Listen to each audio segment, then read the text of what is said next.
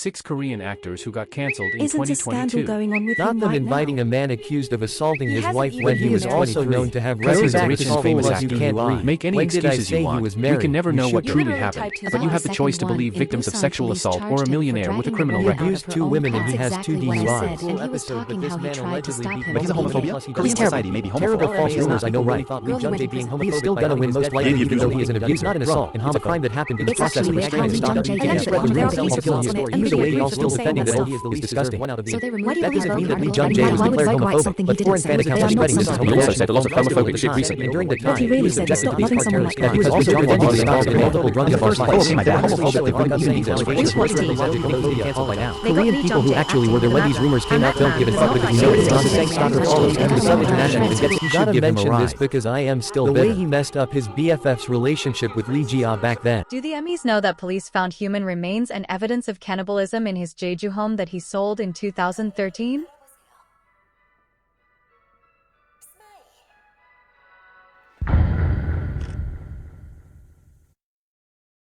Hello, welcome to this video. This video will go over the allegations of Korean actor Lee Jung-jae, famous in the West for Squid Game. Lee Jung-jae's allegations involve DUIs, assault and homophobia. These allegations have been talked about a lot over social media in the last 2 years. But after a lot of research looking into the allegations further, I and others have found out that 2 of these allegations are not what they seem and Lee Jung-jae is likely innocent of them. DUI 1999 is true. DUI 2002 is true. Assault 1998, November, is false. Assault 1998, September, is false. Outing 2013 is false. Homophobia 2013 is false. Disclaimer: the goal of this video is to spread more accurate information about the allegations against Lee Jung-jae to a Western/English-speaking audience because the sources are all from over 2 to 3 decades ago and are in Korean plus Korean sources that have been lost to time. For this video, the information was found through many people, not just one person, both Koreans and non-Koreans alike. Whilst I myself may not speak Korean, the sources have been put through people who do. In doing this, we hope to give a more accurate scope on the allegations because a lot of the backlash is unwarranted, based off inaccurate information, deceptive sources, or straight-up lies, and people are calling for Jung-jae's removal from Squid Game Season 2 and even Star Wars and his career as a whole based on lies, which is unacceptable. Before we start, here are some important things to take note of moving forward. When translating Korean through Google Translate, Google struggles because Korean is a very context-based language, so pronouns such as she, I, you, he get muddled and switched a lot of the time as Korean rarely uses pronouns outside of context cues which Google can't pick up on, which leads to mistakes. So if you see Jung-jae get referred to she or her or even a first-person account getting I and you messed up, this is why. We're using Google Translate for the sake of keeping this video streamlined, but when talking about them we will write the correct version. Another important note moving forward will be the definitions of arrested, charged, and booked without detention, because it will come up a lot and a lot of people don't understand what this actually is. Booked without detention is taken in for a fingerprint plus photo. With all this out of the way, let's get started.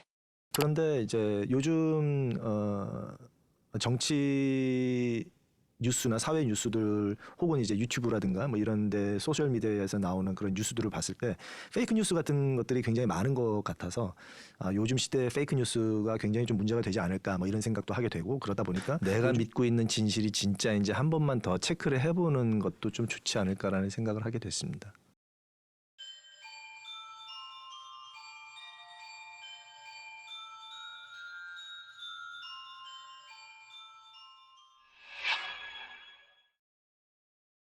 On the 13th of September, 1999, the Gangnam police station in Seoul booked Lee Jung-jae without detention on charges for causing a traffic accident whilst driving drunk. Jung-jae was accused of driving his car with a blood alcohol level of 0.222%, legal limit for South Korea is 0.05%, and crashing into the side of a car on the highway. One eyewitness driving a taxi supports this statement and was the person who had called the police, but because Jung-jae's alcohol level was below 0.36%, he wasn't arrested, only booked. Jung-jae, still intoxicated when the police appeared, denied the allegation to the police, saying, "I wasn't driving, but my manager was," as Jung-jae had 2 other passengers in the car with him that night. As a result, his license was suspended. Pause to read.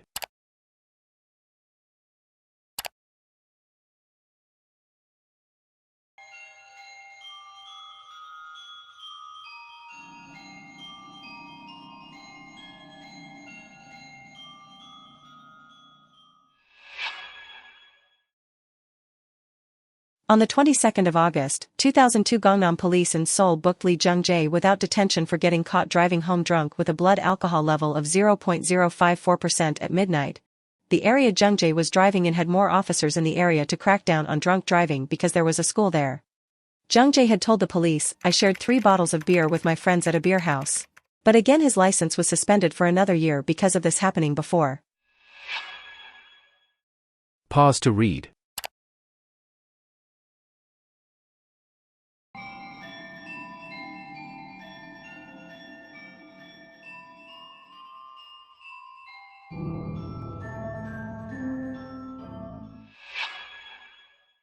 In conclusion, these are honestly irrefutable with solid evidence for both allegations via the police report, the mugshot, the news reports and Jung-jae's statements both times.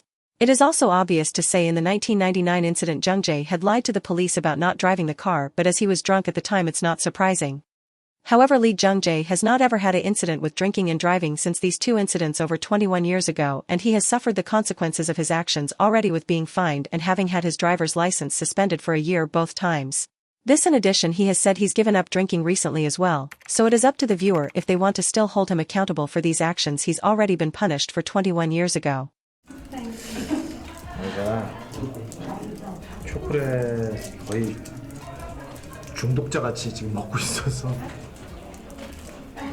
담배 술을 다 끊다 보니까 다른 게 너무 땡겨요.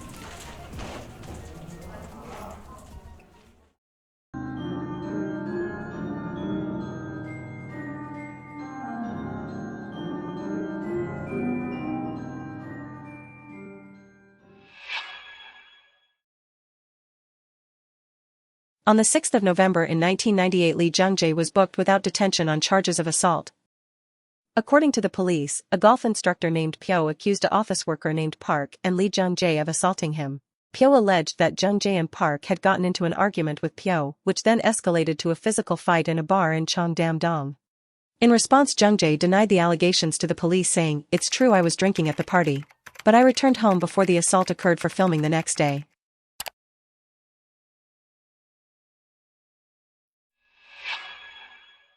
Pause to read.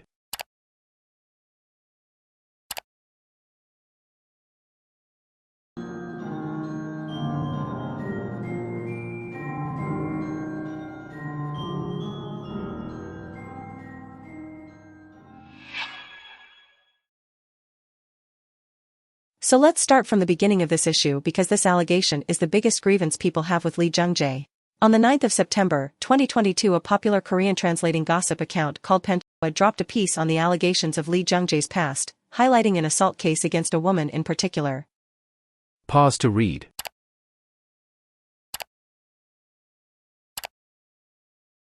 Most people saw these screenshots and ran with it, but there are 2 massive glaring issues with this post from Penthoa. 1. If you look closely at the first screenshot describing the assault, near the bottom of it you can see it's cropped. Not from my screenshot, but it cuts off like that on Penthoa's blog. 2. The screenshot is taken off a Insta's forum originally, which also had this suspicious crop, but also Insta's is a Korean anon gossip forum with a wide range of topics about celebrities where people can say practically anything they want under anonymity. The source is clearly unreliable. Penthoa should have sourced the original articles used in the Insta's forums instead of just taking them from the forum directly and calling it a day. This is to prevent issues like with the cropped screenshot and misinfo occurring, but they didn't even bother. This moves us into why point 1 is relevant. The original article being used by both Penthoa and Insta's is actually an article from donga.com, donga being a newspaper. Pause to read. You can see that this is the same article Penthoa and Insta's used from the title and the downward triangle bullet points, but also because the writing is also the exact same. Establishing that this article is the original source for Penthoa and Insta's, let's look at the second bullet point that was cropped out by the Insta's announce. Context: the woman who reported Jung-jae for assaulting her also has the last name Lee plus Google Translate struggled with pronouns, but the correct version will be written next. Mr. Lee claimed to the police, "Miss Lee, whom I met by chance at a nightclub, was drunk and got into my car, but when she wouldn't get out, I forcibly dragged her out, but I never assaulted her." This is a big issue because the Insta's anon who posted this screenshot has left out a crucial aspect of this entire case, Jung-jae's side, and you can see the direct effect of this omission in the comment section. You can see the first 2 people are confused about why Jung-jae would randomly hit a woman, and even got confused that the woman was a fellow passenger in Jung-jae's car, with the 3rd person coming to correct the story because they must have read the original article. This misinformation is so dangerous because people thought Jung-jae hit a woman who was a passenger in his car and not an intruder like he claims because the screenshot was likely cropped with bad intentions since this is a biased forum. Which Pen had then perpetuated this misinfo further, to Twitter and to a widely non-Korean speaking audience who were all confused by these screenshots and translations without additional sources. However, this isn't too surprising since Pen is also infamous for spreading misinformation about anyone and anything from unreliable sources, even the smallest rumors to get attention. This but also Pen are notorious for reporting any news without any critical thought and then continue as normal the second a controversial figure gets put in public favor again. Here are some examples. Pause to read.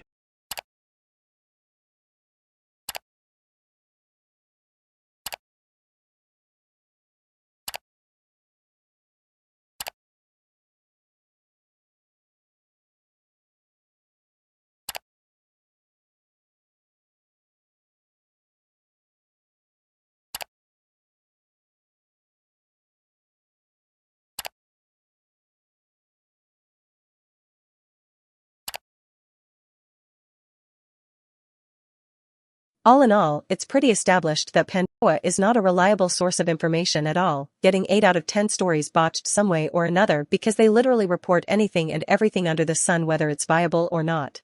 People only seem to cite Pandora as a legit source when it comes to fan wars between K-pop fandoms, and nothing else honestly. It's not a real source of reliable information and should never be taken at face value without additional research. Is a massive part of the problem because innocent people get slandered, and when it turns out they're innocent, that doesn't get half as much coverage about why they're innocent. Meanwhile, celebrities who admit they're guilty get away with it and everyone forgets because there's no struggle to disprove anything and everyone moves on. Another English language source that reported on these allegations and is often cited by people online is an article from the Daily Beast from around a week after the 2022 Emmy Awards. Unfortunately, there are several issues with this article. Firstly, the article gets several of the details of the allegations incorrect. For example, that Jung-jae dragged the woman in the Sasaengs incident from a nightclub when the original reports clearly state he pulled her from his car she got into uninvited. Another news source that fails to report the fact Jung-jae had claimed this woman was an intruder. Also, here he says the following year after 1999 when referencing the case with the woman when it actually happened in 1998, so I'm not even sure where he got that from, probably a mistake, but it's clear he hasn't read any of the original articles as they're all listed as 1998. The Daily Beast then says she was hospitalized for 2 weeks, but that is not said anywhere in the original sources. The sources only mention that she claimed to have an injury that lasted for 2 weeks, which does not even imply she was ever hospitalized. Another inaccurate fact this article reports is that Jung-jae claimed he had told his friend to stop being gay, but doesn't mention that Jung-jae denied ever saying it, which as a reporter you should report the entire story in full to give readers a fair assessment. It also says Jung-jae described Woo Jung-won's homosexuality as an inconvenience, which is not true. If you read the quote you can see it doesn't say that anywhere, but we'll get to debunking the Vogue article later. From all of this it's obvious the writer of this article is not familiar with any of the original sources or claims as he does not know the facts. At least Pandora used a Korean forum to source their misinformation. This article has literally zero related sources for the claims. Which moves us on to the next major issue with this article being the sources in it. Usually in online articles, links are included within the text to provide further knowledge and show where the writer got their information. However, in this Daily Beast article, none of the links lead to anything relevant to the claims made by the article. The only source that is related to Jung-jae in any way is a review of Squid Game. That's it. A fucking review of Squid Game is literally the only source they link that even involves Lee Jung-jae himself. There is not even a link showing where the author got their information on the allegations, not even a link to Panchoa's blog post or anything, which at this point makes me believe this editor just saw this circling on Twitter and decided to make an article about it because who's going to argue? Literally the other links lead to articles of why the author is not looking forward to any Star Wars shows including The Acolyte, which has nothing to do with Jung-jae's allegations. An article why a different journalist thinks Bob Odenkirk deserved an Emmy, which has nothing to do with Jung-jae's allegations, and a My Drama List post about censorship on Korean TV. The author's claim that Korean TV censors out anything that could be regarded as a blemish is not supported by the My Drama List post he links. The post is about what Korean broadcasters are required to blur out because it is deemed as inappropriate behaviors and includes things like nudity, cigarettes, and tattoos. It says nothing about blemishes, and nothing related to trying to protect a celebrity's image. So again, this isn't related to Lee Jung-jae's allegations. And as for this, it's true TV and papers will cover for Korean celebrities' images, especially male celebrities, but Jung-jae was literally criticized. For all of his allegations at the time, he lost his license as a consequence. He resolved the issue with the stalker privately and got talked about anyway. He was torn apart by the media for the Vogue 2013 article. The media was not kind to Jung-jae during his allegations, so sourcing this source is literally useless when it comes to Jung-jae specifically. Finally, this leads us to the article making the claim the leeway Lee has enjoyed over these reports has been compared to Johnny Depp. The author made this up honestly. Nowhere, not once, anywhere could we find a claim that Jung-jae was compared to Johnny Depp, which would have been the editor's job to provide, by the way. Instead, he provides a link to an article discussing developments in the Depp trial, which for one final time has nothing to do with Jung-jae. This is how you know this editor had nothing of value to fucking say. Too ignorant to even compare Jung-jae to another problematic Korean actor. No, it had to be Johnny Depp of all people. What does he have to do with anything? Genuinely. The fact people source this dumpster fire of an article after he pulled out the Johnny Depp card is beyond me. I apologize for sounding so biased here, but it's genuinely aggravating to read such a terrible article. This genuinely comes off as the author looking for anything to make the allegations against Jung-jae look worse by poisoning the well of having an established well-known Western celebrity and comparing him to an Asian celebrity who nobody in the West knows about, so now every Western person who already knows about Johnny Depp have their impression poisoned of Jung-jae. It's honestly sinister because no genuine research into Korea or Korean celebrities has been done here, let alone on Jung-jae, but he's poisoned the well completely by including a direct comparison to a Western celebrity even though Jung-jae and Johnny Depp have fucking nothing in common. The ignorance is staggering. Also, at no point has Lee Jung-jae ever been accused of abuse. Ever, not by any partners. He's never even been fucking married. Sorry this got a bit ranty, but all in all, this article is very disingenuous, ignorant, factually incorrect, poorly sourced and frankly, bullshit. It should not be used as any kind of reliable reporting on the issues by anyone. If you ever see this editor or this paper make articles about Lee Jung-jae again in the future, don't bother. Do not fucking bother. Fucking Johnny Depp. So to sum up PENTOA's take on the 1998 September assault, their contribution to this claim was just spreading misinformation. So with the misinfo cleared up and explained, then what actually happened? Let's look into it. Pause to read.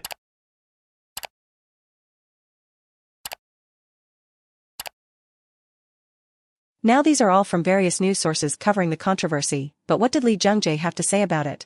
Well, in a magazine from 1998, Jung-jae had actually addressed the story a day after the news broke out. At 1 p.m. on November 16, Jung Woo-sung arrived at the studio first. Lee Jung-jae arrived around 2:30. He showed up at the studio looking still tired because he filmed the movie until dawn that day. Moreover, he seemed to be uncomfortable because of the newspaper article that day that embarrassed him. He expressed a sensitive reaction to the article, saying, "It happened a month ago, and the issue was well resolved, so I don't know what the intention is for bringing it up again. No contact was made to me or the person involved. I really don't understand." The point is that on this day, several daily newspapers, including sports newspapers, published an article stating that Lee Jung-jae was arrested without detention for assaulting a woman in Busan a month ago. Regarding this, he explained, "While trying to get a drunk woman out of the car, her knee hit the door and caused a 2-week injury. So I immediately admitted my mistake and reached an agreement with the victim and the problem was resolved amicably." So to summarize what happened based on these sources.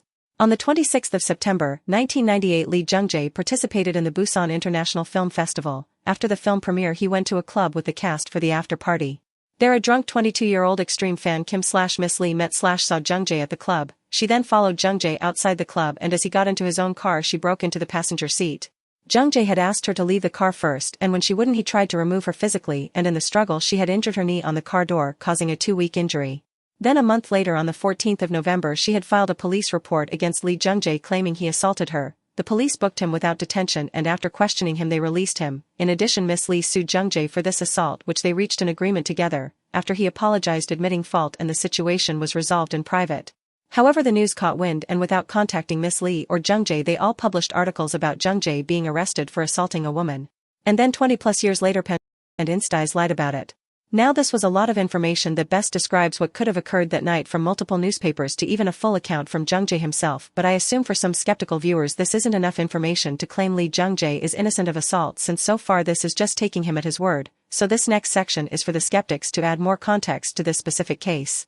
First idea I want to debunk is anyone who might say, "Oh, maybe he brought the girl to his car," type of arguments, because if he did, he wouldn't have then tried to kick her out of the car and we would have never heard about this incident in the first place. Also, a quick side note for anyone who thinks the police let Jung-jae off the assault charge because they're corrupt and he paid them off. Jung-jae was literally broke in 1998, like he didn't have enough money for the bus broke. There was an entertainment job recession in the country at the time on top of Jung-jae being dumped with his old manager's dead after his old manager went bankrupt and abandoned Jung-jae to run off to the States, and then Jung-jae's mother had even gotten into trouble with loan sharks. Jung-jae did not have to pay off the police money. The most believable scenario is the one Jung-jae listed, being that he and the stalker resolved the issue privately, because she could have easily pursued the lawsuit or dragged it on at the time, as he was still a A-list actor but one who was broke and struggling for work at the time. To some of you, you might be wondering, what are the chances of a random girl breaking into his car? It's a bit much? Well, the answer is Miss Lee was reported as an extreme fan, or the Korean term Sasaeng. Let's talk about Sasaengs.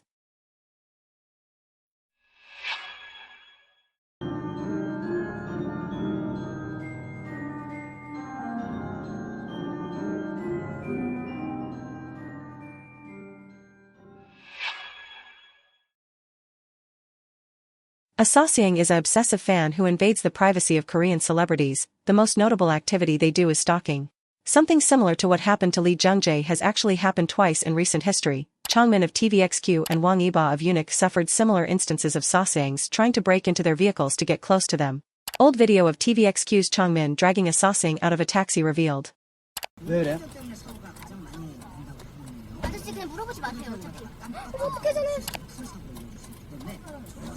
그런다고 저렇게 사람을 그려? 너무한다 저거. Pause to read.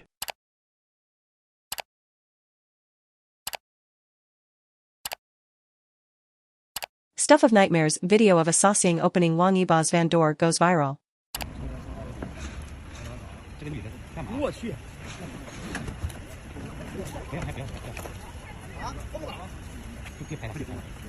Pause to read.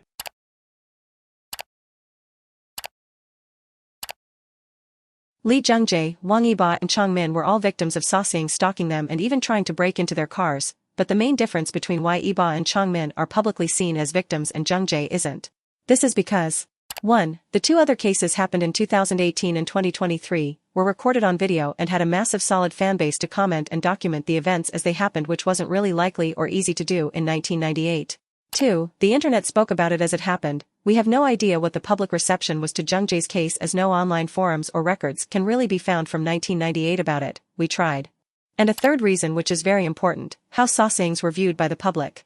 Sasaengs first officially became a term in the 90s, but before 1998 Sasaengs were actually seen in a positive light, and such stalking of celebrities was encouraged and desired. Pause to read. Not only were Sasaengs prior to the 1998 stalker case seen as a positive thing, but their stalking habits weren't even considered criminal, as well as it even being normalized and encouraged. So in this time, the idea of a Sasaeng fan literally breaking into Jung-jae's car and not leaving would have been seen as nothing serious, with Jung-jae not even being able to press charges to someone literally breaking into his car. And in extreme cases, Jung-jae could have even been seen as ungrateful or snobbish for being distressed about that in any way. You can also see how the language shifted in the media talking about Lee Jung-jae's Sasaeng incident during 1998 and post-1998. February 1, 1999. Is celebrity stalking helpless? Lee Jung-jae suffered the embarrassment of being sued for assault after restraining a female fan at the Busan Film Festival. In this source you can see how literally a year later the news media went from saying Jung-jae committed assault to then naming him a victim of a Sasaeng for getting sued after he tried to restrain her from getting into his car. Both sources are from Chosun, literally a year apart from each other. The flippant way Jung-jae was seen as a perpetrator to victim within a year over a social change on the perspective of Sasaengs is a lot. I'd like to also point out how for Jung-jae Sasaengs had easy access to him and he's struggled with them for years even before this because of the way things were back then. An incident like this occurring honestly felt inevitable. Let's look. Pause to read. These sources show how Jung-jae's personal information, including his home address and phone number, were public and easily accessible, and we even have an excerpt quote from Jung-jae himself asking fans to refrain from asking embarrassing questions or calling him in the middle of the night. In this magazine questionnaire, in response to the question, "A request I would like to make to my fans," Jung-jae had said, "I appreciate your love, but please refrain from asking embarrassing questions or calling me in the middle of the night." His boundaries already being passed at this point, so this type of behavior building up to one fan finding out where he would be and then following him to break into his car was bound to happen. What was Lee Jung-jae even supposed to do in this case exactly? And the thing is, this behavior from Jung-jae's fans never really stopped either, with Jung-jae having inappropriate fans continuing to break his boundaries and even a few Sasaengs throughout the years even after the car assault incident.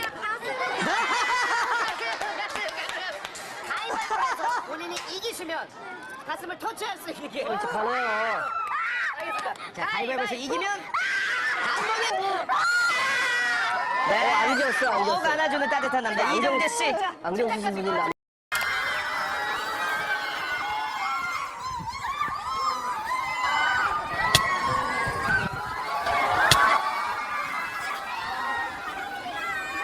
시간 가능합니까? 네, 하겠습니다. 자, 운을 한번 띄워주세요. 이렇게 잘생기고 멋진 몸을 가진 남자가 정. 정말 제 건가요? 제발 그렇다고 말씀해주세요. An additional important note about this video is that Jung-jae had previously had a really serious arm injury the year prior during filming, that he needed surgery for as 2 of his ligaments were torn, and the recovery was a long delicate one that was so severe, Jung-jae had to pull out from filming his upcoming work The Shameless. This is important because this video with the fan is from 2015 when his arm would have still been sensitive to further damage or tears. Luckily she had grabbed the other healthier arm, but it just goes to show how reckless some fans can be, let alone the Sasaengs. Pause to read.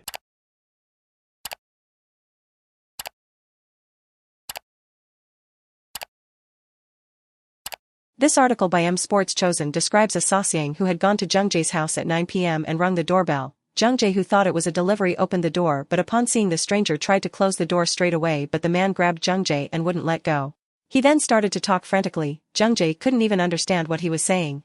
In the end, Jung-jae agreed to sign an autograph whilst trying to comfort the Sasaeng, and when Jung-jae was signing the book he noticed that the Sasaeng had an entire address list of celebrities who lived in Cheongdam-dong.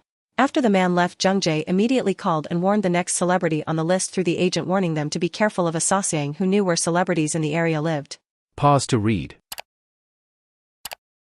In this instance we see an obsessed Sasaeng who traveled from the countryside, went to Jung-jae's agency's office demanding to see him, and then it escalated to her sending disgusting, inappropriate gifts, greatly disturbing Jung-jae to get the police involved. Pause to read.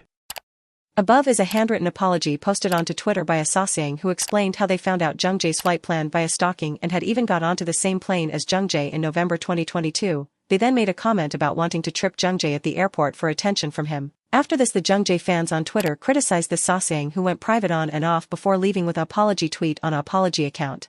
In short, Jung-jae has had Sasaeng fans since the 90s all the way to even 2022 still, and has suffered this stalking, having his own car, office, and even home invaded by Sasaengs, and repeatedly getting his boundaries crossed and ignored by behavior that is not normal or acceptable.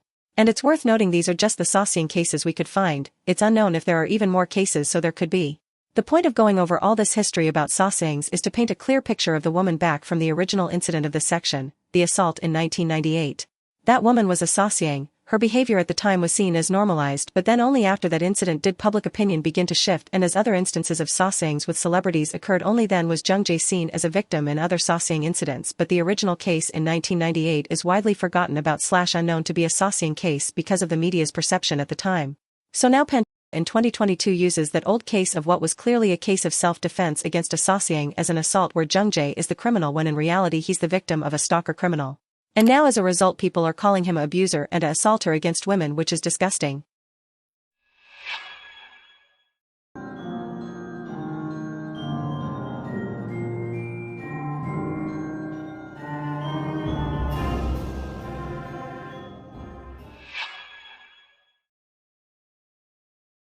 Now claiming Jung-jae committed self-defense instead of assault might be a bit far for some of you, but it's actually very plausible, and it's because of the South Korean law on self-defense.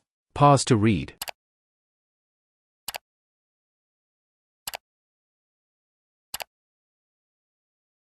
The way this law works is that imagine if someone punched you and bruised your cheek, if you were to punch back and you break their nose, you would be the one who could get sued for damages, like Jung-jae was. You would be the one who could get charged and arrested, like Jung-jae was. Even if it was in self-defense. And because this Sasaeng had gotten injured by Jung-jae's car door as he tried to get her out of his car, she was able to sue him as well as charge him for assault and not self-defense. So not only was the social attitudes working against Jung-jae in this case, but so was the law. And it's not even like Jung-jae could escape or run anywhere to avoid conflict in this situation. It's a cramped space being a car, and he was alone without staff, so even they couldn't help. I've spoken a lot about this assault case specifically because there is a lot of additional information that should be shared to give a more accurate retelling of what happened. But now I will be going over a more general sense of why it's not likely for Jung-jae to commit either assault, since the 1998 bar fight is even more obscure. So let's get into Jung-jae's character on violence and how he's been described by friends and colleagues to paint his character.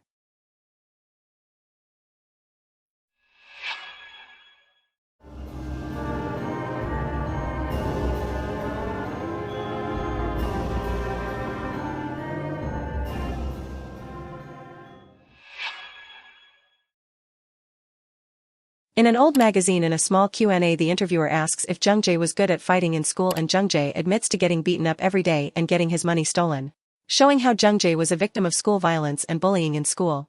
Lee Jung-jae also confessed on SBS Healing Camp that he was beaten by his teachers too as a child because he couldn't pay his tuition because his family was in extreme poverty.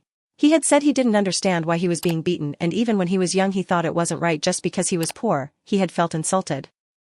제가 그랬죠. 아마 우성 씨 날 개인적으로 팬이다. 그럼 자기도 그렇대. 이정재 씨야말로 연예계에서 주목세기로 둘째 가려면 서로 할 정도라고 이렇게 주목세기예요. 예. 새로운 소식이죠? 예. 그렇게 알고 있는데 싸움을 전혀 몰라. 누구야? 이렇게 주목 줄 수 있습니까? 아니 정확하게 알고 다 알고 있는데 주목 세다는 거. 아, 저는 주먹 원래 이렇게 줘요. 그럼 싸울 때도 이렇게 싸우지? 이렇게 때려요. Jung-jae, in an interview with SBS from 1998 for City of the Rising Sun Promotions, explains how he has no idea how to fight at all in response to his co-star, Jung Woo-sung, commenting he heard Jung-jae was the fist of the industry when they had first met in 1995. 이정재 씨하고 나이 차이가 얼마나 되는 거죠? 동갑이에요. 아니 정신 연령이야. 근데 정말로 대충 한 정확하게 얘기를 해야 되는 건가? 동갑인데. In a KBS interview with his actress co-star, Lee Mi-suk, for their film An Affair, from 1998, the host asks what's the age difference between Jung-jae and his co-star. Many celebrities, especially women, hide their real age to appear younger / protect their image and career from backlash, so the host was trying to be clever to out the actress's real age by asking this. Before the actress could respond after being put on the spot, Jung-jae immediately says, "We are the same age." However, it's obvious they are not the same age. Which is why everyone then laughs. The host then says, "Oh, but not in mental age. What is the age difference really?" Jung-jae once again says, "We are the same age," firmly. Jung-jae is trying to shut down this question to avoid discomfort for the actress. 많이 힘드셨나 봐요? 많이 힘들었었어요. 어떻습니까, 이정재 씨? 옛날에는 이렇게 힘드냐고 물어보면 힘들다고 대답하는 후배가 있었나요? 제가 그랬습니다. In an interview with KBS for another film promo in 2016, the host asked Jung-jae's co-star, his junior, if filming was difficult, and his co-star responded, "Yes, very much so." The host then asks Jung-jae if in the old days did any younger actors say yes to questions like this, the implication being that because Jung-jae's co-star, Yo Jin-gu, is younger he's less polite by admitting filming was difficult, expecting "no" to be the more courteous answer. Jung-jae responds with, "I was one of them," making everyone laugh. Jung-jae does this to avoid embarrassment for his junior co-star. 에 대한 그런 간단한 소개를 누가 해주실까요? 하나의 세계관을 구축. 이제 그 세계관 안에 또 어떤 이렇게 굉장히 설명하기가 어렵군요. 더 말씀해드리고 싶은데 근데 이게 안 되잖아요. In an interview from 2019 with SBS promoting a horror film, the host asks Jung-jae's co-star what the plot is about. Jungmin struggles with explaining it, and the host playfully jabs at him, and Jung-jae protects Jungmin by saying, "Well, we would like to explain more to you, but we're not allowed to do it." 어렸을 때부터 봤던 상대 배우이기도 하지만 인품 자체가 굉장히 주변 사람들 편안하게 하고 부담을 주는 스타일이 아니세요. 그러다 보니까 굉장히 항상 기대게 되고, 오빠 앞에서는 항상 편안하게 막 많은 이야기들도 할 수 있고, 연기할 때도 굉장히 편안하게 다 할 수 있었던 것 같아요. Actress Jun Ji-hyun, who has worked with Jung-jae 3 times before, doing an interview and a behind-the-scenes talk for the film Assassination, talking about how Jung-jae has a personality that makes people around him feel comfortable, and he doesn't put pressure on people, and as a result she feels like she can always lean on him and that she can always talk comfortably in front of him, as well as being comfortable acting together, and she hopes they can work together again. Here are some Instagram posts from Jung-jae's staff posting about him.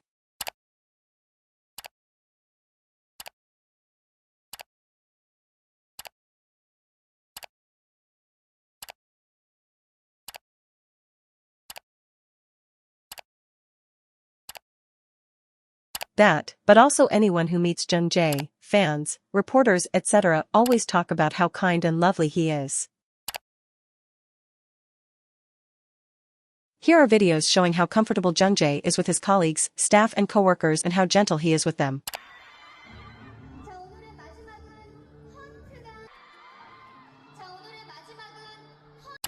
방주경. 와. 오늘 의상 톤도 굉장히 잘 맞고, 왼쪽부터 봐주시죠.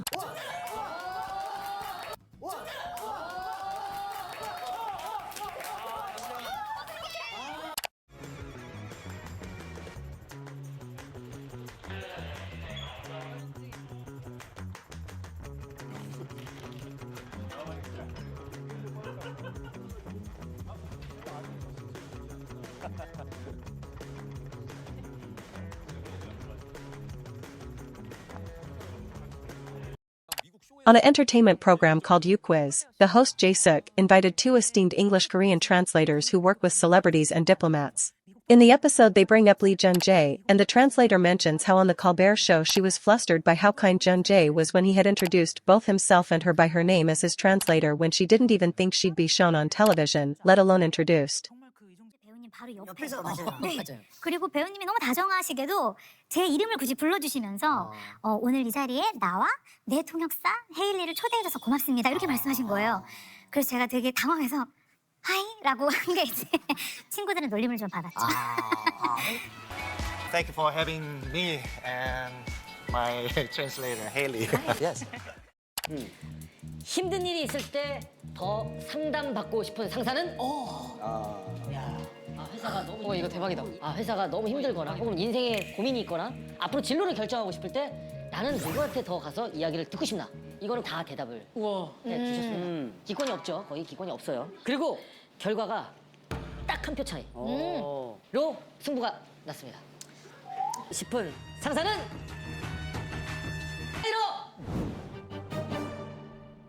이정재 사부님 승리! In a game show called Masters in the House hosted by SBS, the hosts had asked all the employees at the artist company which boss, Jung-jae and Jung Woo-sung, are the CEOs and co-founders, they would feel more comfortable and trust in going to when they have issues, concerns and worries and need someone to confide to. In an anonymous poll they had voted Jung-jae by one vote as the boss they would feel more comfortable confiding in if they had a personal issue. A post from Jung-jae's Instagram where employees at artist company threw a surprise party for him when he hit his 30 years of acting anniversary. They even threw a second surprise celebration for Jung-jae after he had finished filming Star Wars and Squid Game Season 2 with nice messages written all over the decorations. An excerpt from an Esquire article named Lee Jung-jae is king of the world, quoting Jung-jae as he spoke about how he wanted to have a nice meal with his team since it was the last night in New York and told them, whatever you want to eat, we'll go get it. Tell me. In addition to the defense of Jung-jae's character for not being violent, he has oftentimes been referred to as mother-like by fans, co-workers and colleagues. 매너. 감사합니다. 너 약간 지금 한 3살 된 것 같아. 엄마가 약간 턱받이 해주시는 것 같아. Flash warning for next clip. At a stage greeting, the director for Spaha got so emotional he had started crying and Jung-jae had pulled out a handkerchief and immediately started wiping his tears and face gently.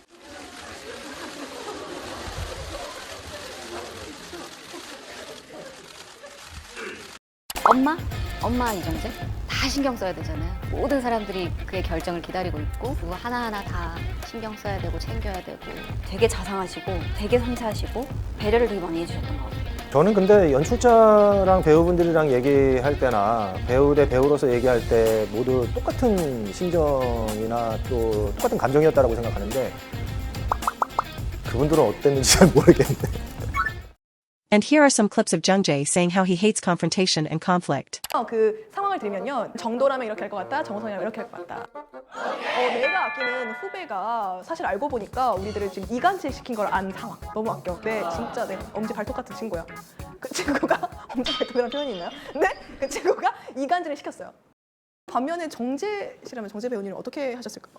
만나서 좀 얘기 좀 하자라고 얘기할 것 같아요. 제가 선배를 왜 만나요? 선배 내가 너를 아끼니까 좀 보자는 거다. 아니 아쉬우면서 왜 전화하냐고. 그래도 이제 만나서 자취수령을 좀 들어봐야죠. 이렇게 막 나와도 제가 뭔가 잘못해서 그 친구가 그렇게 얘기했을 수도 있으니까. 이 마음의 여유는 어디서 나오는 거예요? 정말 알고 싶어서 그래요. 싸우고 싶지 않아요. 그냥. 너무 불필요한 에너지인 것 같고 시간 낭비인 것 같아요. 진짜 우리는 왜 이렇게 살고 있지? 많이 배워갑니다. 그렇게 사람을 포용하고 안아주고 관용의 그런 미덕을 알아야 되는데. I wonder if do you find any personal similarities with him, and if so, what are they?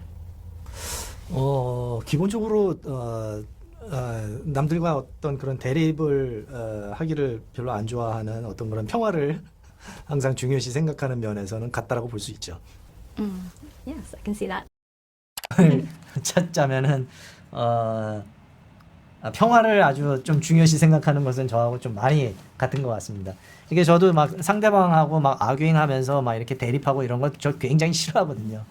그러면서 또 반면에 주변 사람들과 함께 즐겁게 지내려면은 기본적으로 지켜야 하는 그런 어떤 그런 예의는 지켜야 한다라는 것이 저 기본적인 생각이기 때문에 상대방이 어떻게 뭐 불쾌하다든가 또 상대방이 어려워하고 불편해하는 상황을 만들지 않으려면은 우리가 기본적으로 지켜야 하는 그 예의는 항상 지켜야 되는 것인데 그것이 아마 소울에 있어서는 그런 것이 정의라고 생각해요. 저는 제가 봤을 때는. 그래서 그런 것도 좀 비슷한 면이지 않을까라고 생각합니다. 친하시잖아요. 싸우시면 누가 이기나요? 저희는 안 싸워요. 그러면 싸우실 때 없어요? 몸싸움이라도? 몸싸움을 하면 여태 친구로 남아있지 않았겠죠? 근데 또 싸우면서 친해질 수 있잖아요. 아니 뭐 이견은 있을 수 있죠. 근데 이견을 푸는 방식이 다툼이 될 수는 없는 것 같고요. 왜 나와 다른 관점에서의 이야기를 할까? 왜 저런 의견을 이야기할까?를 보면은 상대적으로 한쪽 방향이 절대적으로 맞다라는 답은 없잖아요.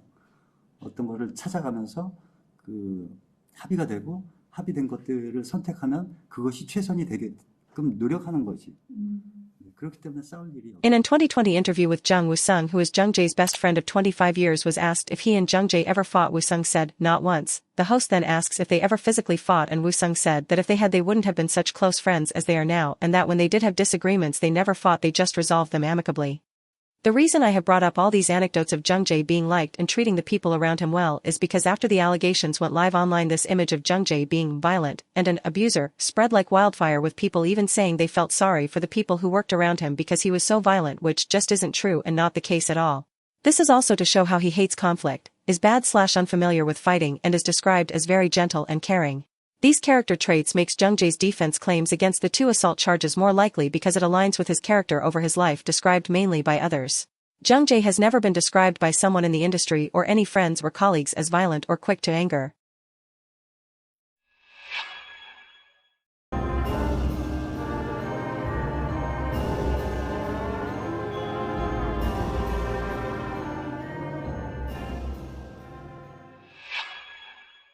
A quick summary before concluding thoughts, since this section was very long.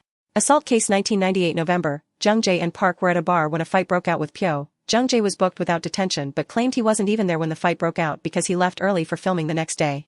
Assault case 1998 September, Jung-jae attended an acting festival, went to a after-party, a drunk Sasaeng fan met him at the club, stalked him to the parking lot, broke into his car when he got in, refused to leave. Jung-jae then tries to remove her with force, in which she injured her leg on the car door. She was injured for 2 weeks, and then a month later she reports Jung-jae to the police with charges of assault and sues him, to which he agrees, apologizes, and they resolve the issue in private.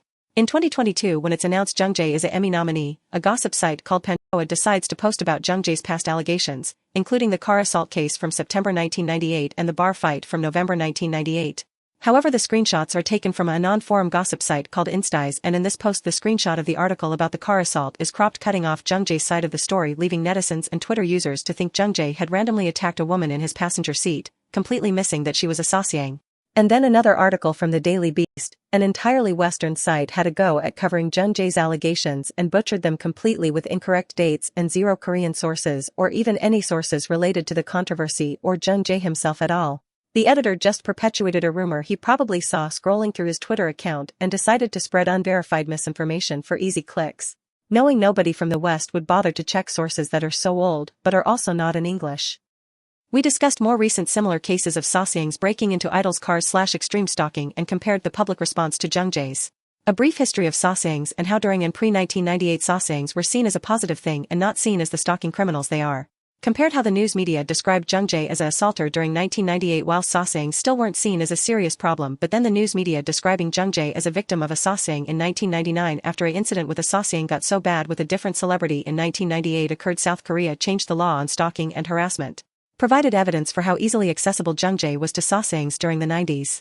Jung-jae's personal history with inappropriate fans and Sasaengs throughout the years. An explanation of how Jung-jae's incident doesn't register as self-defense because of how the South Korean law works in self-defense cases, when in reality it's clear Jung-jae was acting in self-defense and not an assault. A character defense of why it would be unlikely for Jung-jae's character to commit either assault. With the recap out of the way.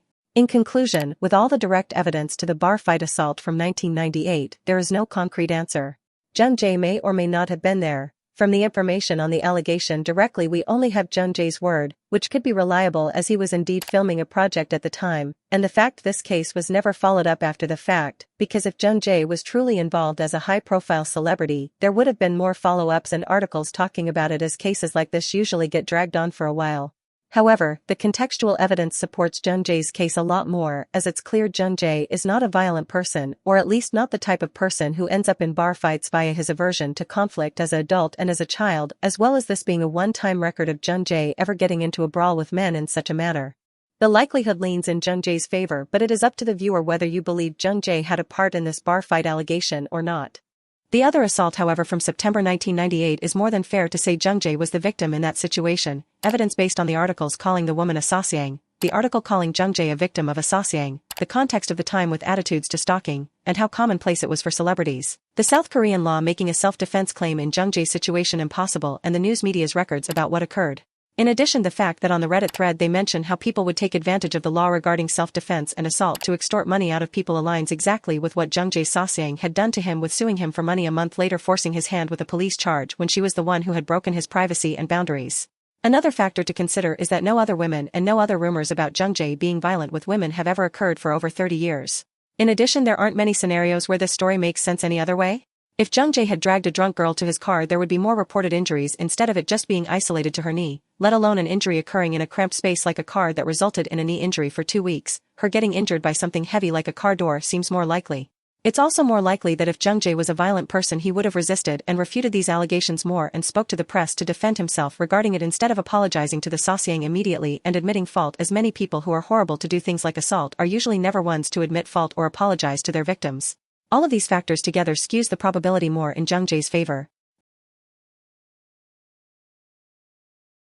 So it took me quite some time to find that exact theme that would really reach the whole global audience. And then I came to this question: why do we still have so much confrontation and conflict right now? And why is this wrong legacy still lasting? And I thought to myself, maybe it's because there's so much misinformation and fake instigation and propaganda going around that's shaping our worldview and shaping our values. Maybe that is the problem. Film set in the past, but it feels very contemporary in terms of the issues it raises about fake news, about not being able to trust the state. What do you think it has to say to contemporary audiences? Yeah, exactly. I just hate confrontation. I hate conflict and people being divided, and it's still true nowadays. And I thought to myself, how can we put a stop to all this conflict and division? And my answer was that you have to understand other people, and in order to do that, the first thing you have to do is to be all ears to other people, listen to their opinions and their views. So basically, what I wanted to convey through this film, while it's set in the 80s and it's still resonant to this day, is that I want to put a stop to conflicts and division, and that's exactly the message that I wanted to portray, and I hope that worked.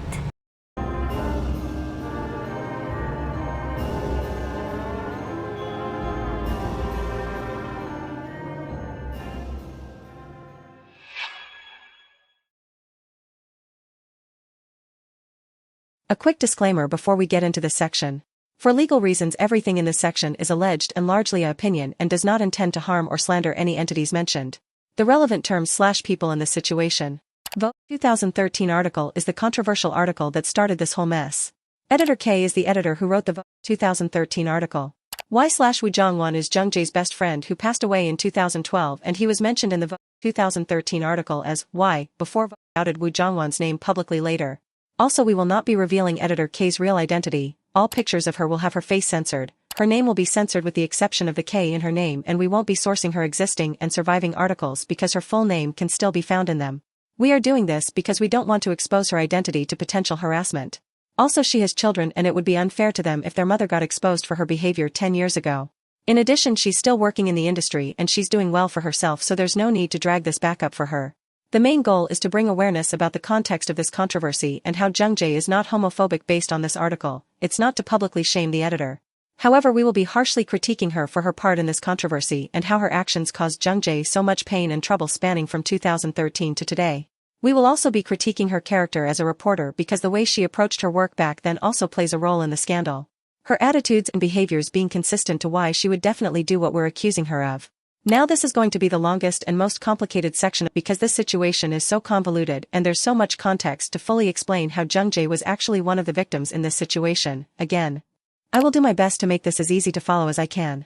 I will give a small roadmap of this entire section so you can know what to expect/read about as we go on, because again this particular situation is very condensed with a ton of information that comes together. The issue equals. Jung-jae allegedly tells his closeted gay friend who had passed a few months prior to stop being gay, and then outs his friend to the public after he had passed in a magazine written by Vogue. Vogue apologizes for Jung-jae being misunderstood in the article. The talking points equals. Looking at the article in question. Looking at the public's reaction to the article. Looking at both Jung-jae and Vogue's defenses to the controversy. Looking at the friendship between Jung-jae and Woo Jong-won. Looking at cases for Jung-jae interacting with other LGBTQ people. Looking into editor K's other works, her interacting with other LGBTQ people and her as a reporter. Now let's start from the beginning. Pause to read.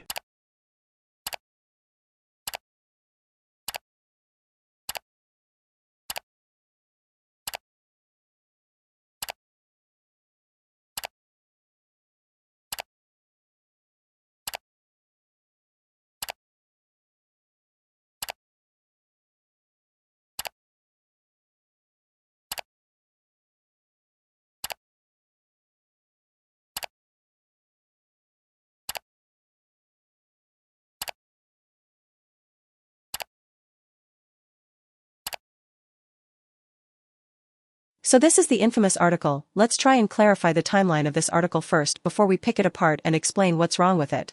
The original article itself can no longer be found because Vogue Korea took it down ages ago, but a screenshot taken from 2022 shows the original date for when it was posted. Please note that this also however cannot be found anymore because in the past the article was available on Vogue Korea's site where it displayed this format not found message to hide the contents of the article. But Vogue has since 2022 deleted the entire article from even being available to search on its website. The first article above is a series of snapshots taken using the Wayback Machine on the earliest date after January 25, 2013. The original person who sent these to us said the first snapshot they could receive of the article was when it was updated on the 30th or 31st of January, 2013. So the article was edited and had 1/3 of it removed in 5 days, but the editor's name was still public. But then after the update where the article was taken down from Vogue altogether, the name became lost to time. The second version of the same article is a repost on a Naver blog which was uploaded on the 15th of February, 2013. This Naver reblog of the 2013 Vogue article is the whole article in full, but it's missing the credits section. This suggests that after the 25th the controversial sections of the Vogue article were removed to cover up their tracks as controversy online started immediately after the article went live, which some people clearly kept track of to then re-upload at a later date, but the credits were lost to time in the process. This will be important later. Now let's start with the main issue. The article and this section of it in particular. Not long ago, I sent my dear friend Y to heaven. Y, who was a creative gay man who ran through the fashion and entertainment world, ended his life by suicide. I tried to persuade Y to stop being gay, if I didn't do enough, but it wasn't easy. He was born so uncomfortable. So with this you can see where the claim that Jung-jae was homophobic came from, but let's explain why Jung-jae didn't even say this and how the editor of this article, editor K, is likely trying to set up Jung-jae for failure here. To start with, let's analyze the contradictions in this article itself. From the same article in both versions that have survived you can see editor K also mentioned that Jung-jae had many brothers in the fashion space, both gay and macho loved him, he was generous and sociable to all of them, and saying they shared friendships. It's confusing and contradictory to tell the readers at the start that on one hand Jung-jae is generous and sociable with his gay friends and then quote him saying something so horrible in the last paragraph. Also, the editor wrote this part at the start of the article, but then included the homophobic quote at the end of the article. It's curious because most people remember the start and end of articles. Which in this case is confusing because how is Jung-jae friends with gay people at the start, but then also tells his best friend to stop being gay at the end of the article? There's no consistency or narrative point in bringing this subject up at all. She doesn't try to portray Jung-jae as homophobic or as an ally, so what was the point even bringing up two contradicting stories in this article? It feels like it was just to grab attention by writing gay over and over as a flashy anecdote, but we'll get into that later. Like why would you put both of these stories in one article, let alone it being an early mention as well as one of the last in the article on top of the fact the two statements literally contradict each other in tone? It doesn't make sense from a writing perspective. As an editor, what are you even trying to say? Like does he hate gay people or not? Also if we analyze the quote further, we can see the editor has given us no context to this conversation, how we got here or what even prompted him to say that. In addition the quote itself is extremely chopped up and doesn't even seem coherent at all, jumping from one point to another. This is already a little suspicious. Also note it's literally the job of the editor to make sense of a celebrity in any article, Even if they say something horrible or controversial, it is the job of the editor to make that clear, but this entire account and quote is confusing and rushed. It feels shoehorned into the article as there was no prior mention to Jung-jae's friendships or why to begin with. Normally in interviews like this, before you talk or bring up an anecdote like this, there's a prompt, question or prior conversation that leads to the quote/convo. But there's no mention at all. It truly comes out of nowhere, which is odd already. A celebrity like Jung-jae talking about mourning his friend would be something a reporter would want to write about as much as they can, because it's something the audience would want to hear about. Because topics like this are popular with readers. So why would she leave this out of the article if why came up naturally in the interview? Ideally, you would think they'd bring up Jung-jae's mourning process as something readers would want to hear about leading up to the controversial quote. Nope, just out of nowhere. It's strange. What's worse is that after this article went live, the deceased friend who Jung-jae references was being speculated by netizens online, and they even guessed correctly. But this is actually the fault of Editor K, because in between the quotations you can see Editor K write, "Y was a creative gay man who ran through the fashion and entertainment world, ended his life by suicide." She made who Y was obvious by stating his field and his cause and time of death. Mind you, the man who is Y died a couple months prior, the year before, with his funeral being broadcasted all over the news. Because of this, it made it easy for people to figure out who Y was. This isn't the outing event itself, it gets worse from here. Before we move on to the defenses of Jung-jae and Editor K, let's take a look at the public reaction to the controversial article. Tweets blaming Jung-jae. Pause to read.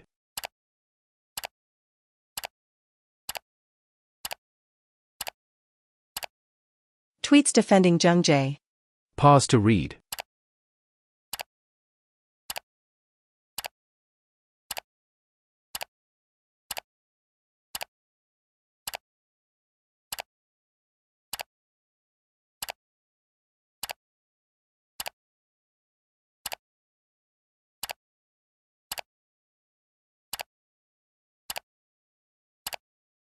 Tweets blaming Jung-jae and Editor K. Pause to read.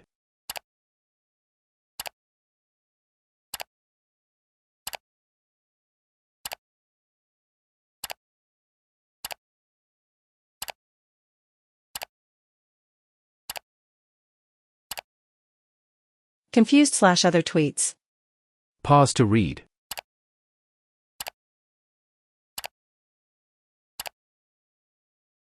Showing these tweets is useful because it shows an accurate idea of the public's live reception to what happened, which gives us a more informed look 10 years later.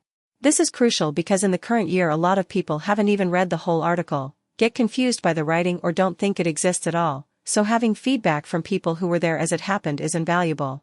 And what we can see is that this controversy garnered a ton of opposing reactions and opinions, which already tells us that things aren't as cut and dry as they seem.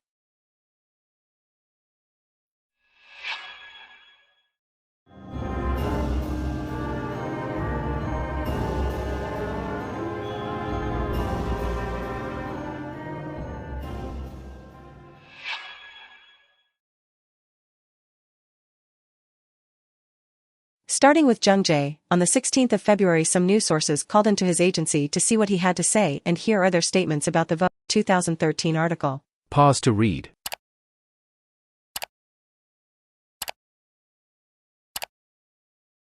Meanwhile, according to an official from Lee Jung-jae's side, editor, Lee Jung-jae, and Woo Jung-won have all been friends for a long time, and the problem was that the story between the acquaintances was published separately from the interview. The reason Lee Jung-jae told Woo Jung-won to stop being gay is a provocative title that tells the deceased to stop loving hardships to the deceased who is having a hard time with love problems. The two are known to have been friends for 20 years.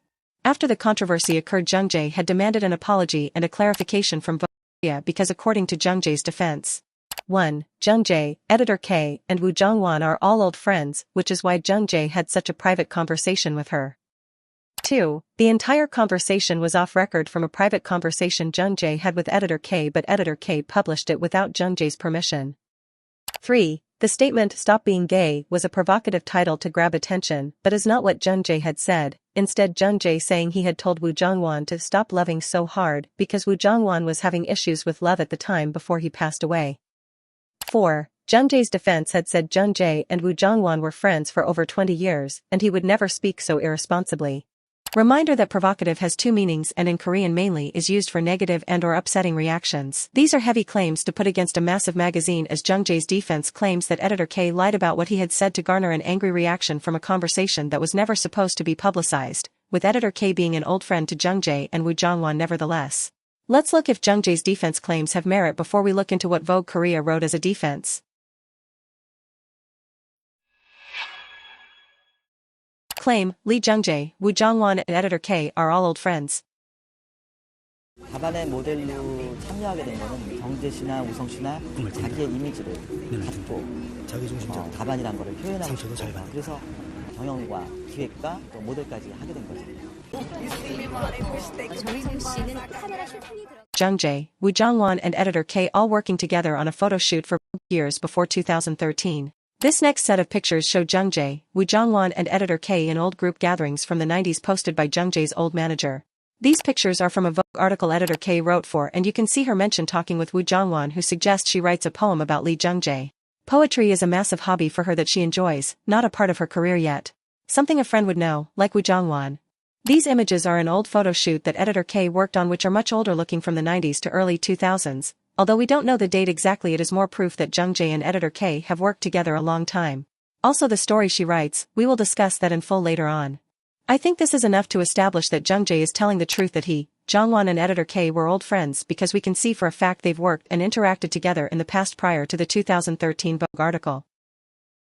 Claim, the controversial section of the article is actually a private conversation, off the record, between Jung-jae and editor K.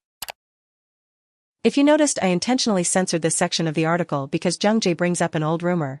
The nature of this false rumor is very disturbing, and even if it was true would mean Jung-jae was a victim to something truly terrible. When this rumor was at its peak at the start of Jung-jae's career, it almost devastated his career as well as affected those around him. It's a very sensitive and cruel rumor, and I will not be perpetuating it here any further. There's no need to drag up a 30-year-old false rumor. Which brings me to my point, there is no way Jung-jae would have mentioned this rumor if he had known it would be published after spending 10 years at that point trying to shake off this rumor. Editor K including this at all despite being there when the rumor originally started is truly disgusting, because it shows how she didn't care about recirculating an old rumor for engagement based off someone who was supposed to be her friend, plus knowing how badly it affected him and his career the first time. Let alone the fact that if Jung-jae is telling the truth, he told her his feelings about the sensitive rumor in confidence and she exploited that. An additional note I want to bring up is an old article where editor K talks about how she can make her interviewees feel really comfortable and open up, even to the point where one of them hugged her tightly as a sign of gratitude for how comforting the interview was for him. She includes this story in her own book. This demonstrates how good editor K is with getting people to be comfortable and open in a tense setting like an interview.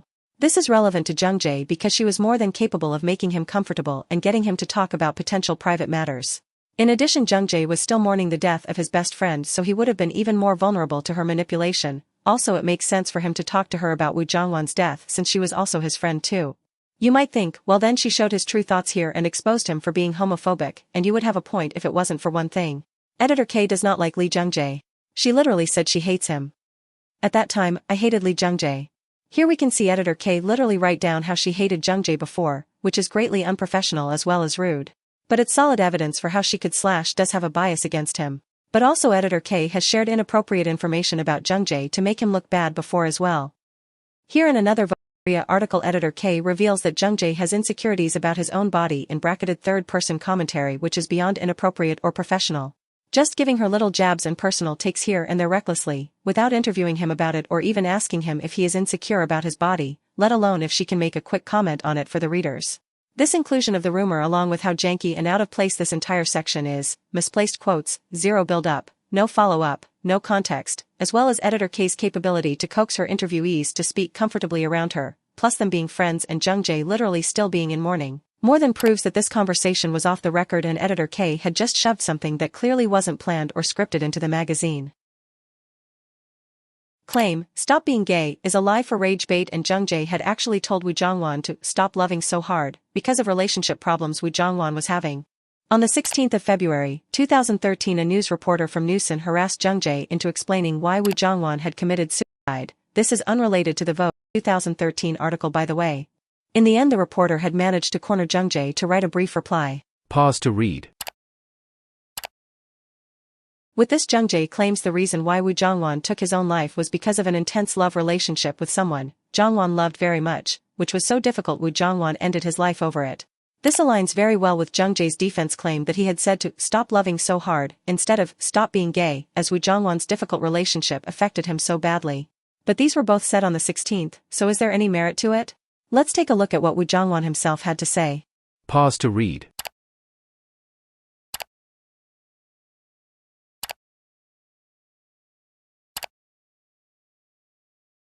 Before Woo Jongwon had died, he had gone on to share about his love troubles on KBS2 TV a while ago and how he was in love with a woman. He had an argument with her and was told to not contact her for 2 weeks, which caused him a lot of pain. They hadn't yet become an official couple and Jongwon had described it as one-sided. This coincides exactly with Jung-jae's account about how Jongwon was having a rough relationship, to the extent that Jongwon's one-sided affair even needed no contact before dramatic reconciliations. Telling him to stop loving so hard in a turbulent situationship like this is more than likely, as Jung-jae was Jongwon's best friend for over 20 years. The only opposition to this claim now is the integrity of Editor K, and if she would purposefully lie or misquote Jung-jae, which has a real chance of occurring, as Editor K does not use a tape recorder by her own account in her interviews, which is a massive issue because it means she's working solely off hand notes or memory, which is unreliable reporting as there is a lot more room for error for things like context, tone, or testimonies and quotes. Editor K not using a tape recorder already suggests a massive problem with how reliable her testimonies even outside of the 2013 Vogue article. Not to mention in this case she wouldn't even have had been taking notes either, as it was an off-the-record conversation. She would have been working off memory, or imagination, alone. In addition, a fellow reporter also seems to sense that through the process of how articles are made and the time between the actual interviews and the writing process, a lot of information can become distorted. So even in a scenario where Editor K hadn't possibly lied to get attention from readers, her testimony still isn't reliable. This being said, based on the evidence supporting Jung-jae at face value, we feel more inclined to believe Jung-jae's claim here based on how the defense from Jung-jae's team aligns with what Jung-jae himself said about Woo Jongwon's relationship issues in a separate instance, and Woo Jongwon's own account himself, which is much more important as a turbulent relationship did in fact happen. So the credibility of this claim defense is quite reliable. Unless both Maria and Editor K have a more compelling or logical counter-argument in their response later to what Jung-jae had said, we can assume for now Jung-jae's claim here is true. Claim: Lee Jung-jae and Woo Jongwon were good friends for over 20 years. Jung-jae would not speak so irresponsibly. The final claim before we move on to vote Maria's defense, let's briefly look into their 2-decade-long friendship to get a good feel if Jung-jae would do something like this to Woo Jongwon. And let's look into Woo Jongwon himself. Who is Woo Jongwon?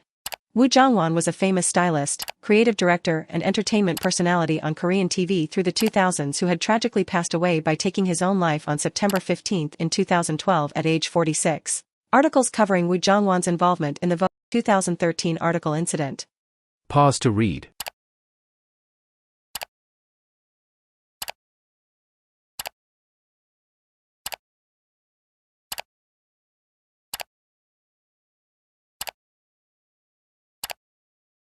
From the above articles we can see in a couple of them mention of how the backlash to this controversy was intensified because Jung-jae and Jongwon were such famous best friends, that the public saw this incident as an even deeper betrayal on Jung-jae's end. One of the main factors in why this story spread so far and wide as intensely as it did was that in addition to a celebrity's taboo secret being revealed to the public, the betrayal factor from their best friend who is also a celebrity was a massive controversy, and the media all jumped in on it for attention.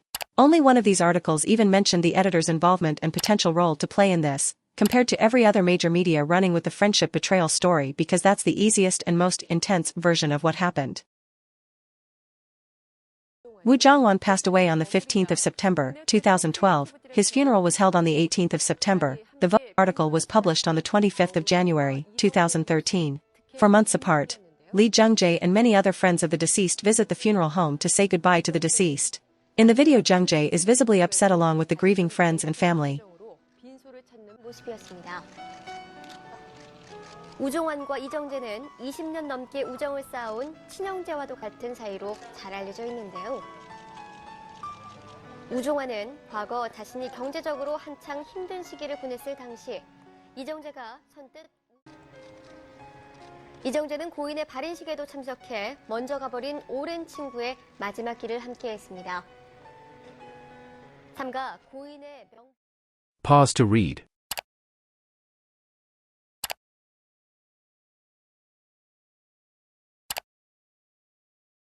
Lee Jung-jae and Woo Jongwon's friendship through the years. The pictures and magazine above show the first meeting between Lee Jung-jae and Woo Jung-won all the way back in 1993 when Jung-jae had debuted first as a model before he was an actor on a lavish trip to Paris, Monaco, Nice, etc. The pictures are from that trip where we can see Jung-jae and Jung-won both there. They have been close friends and colleagues ever since then. Through the years, Jung-jae and Jung-won have been spotted together at various events and parties, resulting in their famous friendship despite the 6-year age gap between them. They got along well. In Woo Jung-won's book, Padam, he had described Lee Jung-jae as my friend for 20 years and my reliable younger brother. He also mentions how people would be curious and how he and Jung-jae had become friends because they were so close, as well as Jung-jae greatly supporting and monitoring Jung-won's broadcasting career, giving him compliments and advice on his fashion and makeup. One story in particular that shows how close they were as friends was when Jung-won had gotten so attached to clothes he wasted a ton of money buying clothes to the point he would run out of money completely and then borrow money to spend more on clothes and maxed out his credit cards. However, Jung-won on an episode of KBS Happy Together on January 26, 2012, 1 year minus a day before Vogue 2013 exactly, he had shared how in that crisis Jung-jae, his best friend, had paid off the credit card debts as well as blocked Jung-won's credit card so he couldn't waste any more money. In Woo Jung-won's book, Padam, he mentions this story and reveals that Jung-jae had readily gave him over 10 million won, $7,491.37 roughly, to pay off the debt and had reassured Jung-won saying, "Hyung, it's okay, you don't have to pay that money back." Hyung is a term where Korean men refer to men older to them as hyung, meaning older brother. It's a sign of respect and closeness. It's worth noting Jung-jae still referred to Woo Jung-won as hyung even after Jung-won had passed away. A personal tangent, but it's so difficult to believe Jung-jae was homophobic to his best friend of over 20 years and for them to have been such close and consistent friends. Jung-jae had even helped Woo Jung-won in an expensive financial crisis at some point in their 2-decade friendship. The trust between the two for Jung-won, who was Jung-jae's senior, to trust Jung-jae with his credit card in the middle of a financial spiral displays immense trust. It's something to take into consideration when debating over who can be trusted in this situation, Jung-jae or editor K plus Vogue Korea. Furthermore, Jung-jae and Jung-won were not only close friends but close in business ventures as well. Woo Jung-won had personally done Lee Jung-jae's styling in the film City of the Rising Sun. Jung-jae wearing sponsored items by company NYX Jeans, which Woo Jung-won was the creative director at, supporting Jung-won. Jung-jae wearing sponsored items by the company So Basic, which Woo Jung-won was the creative director at, supporting Jung-won. Jung-jae wearing sponsored items by the company Club Monaco, which Woo Jung-won was the creative director at, supporting Jung-won. Lee Jung-jae and Woo Jung-won had actually started a clothing brand business together, along with friend Jung Woo-sung, called Durban, which needless to say Jung-jae had promoted a lot as he and Jung-won spoke a lot about designs together and even doing photo galleries under Durban for Jung-won's photography collection. 안녕하십니까. 굉장히 오랜만에 뵙는 것 같아요. 뭘 오랜만이야. In 2008, Jung-jae appeared as a guest in Talkin' City 2, which was a TV show Woo Jung-won hosted. There they went to brunch and went shopping for clothes, discussing styles and fashion. On the show, Jung-jae had expressed how comfortable he was being with his old friend and how even though it was his first appearance on the show, it had felt so familiar, like he had already been on the show plenty of times due to their closeness. From this information from both Jung-jae and Jung-won over the years, we can say with certainty that they were best friends, so this defense claim is also true. In conclusion to the evidence supporting Jung-jae's defense claims, they all hold up pretty well with Jung-jae's claims, especially since each claim has merit to them. The only real opposition for doubt is Vogue Korea and editor K's claims and integrity. With that, let's get into it.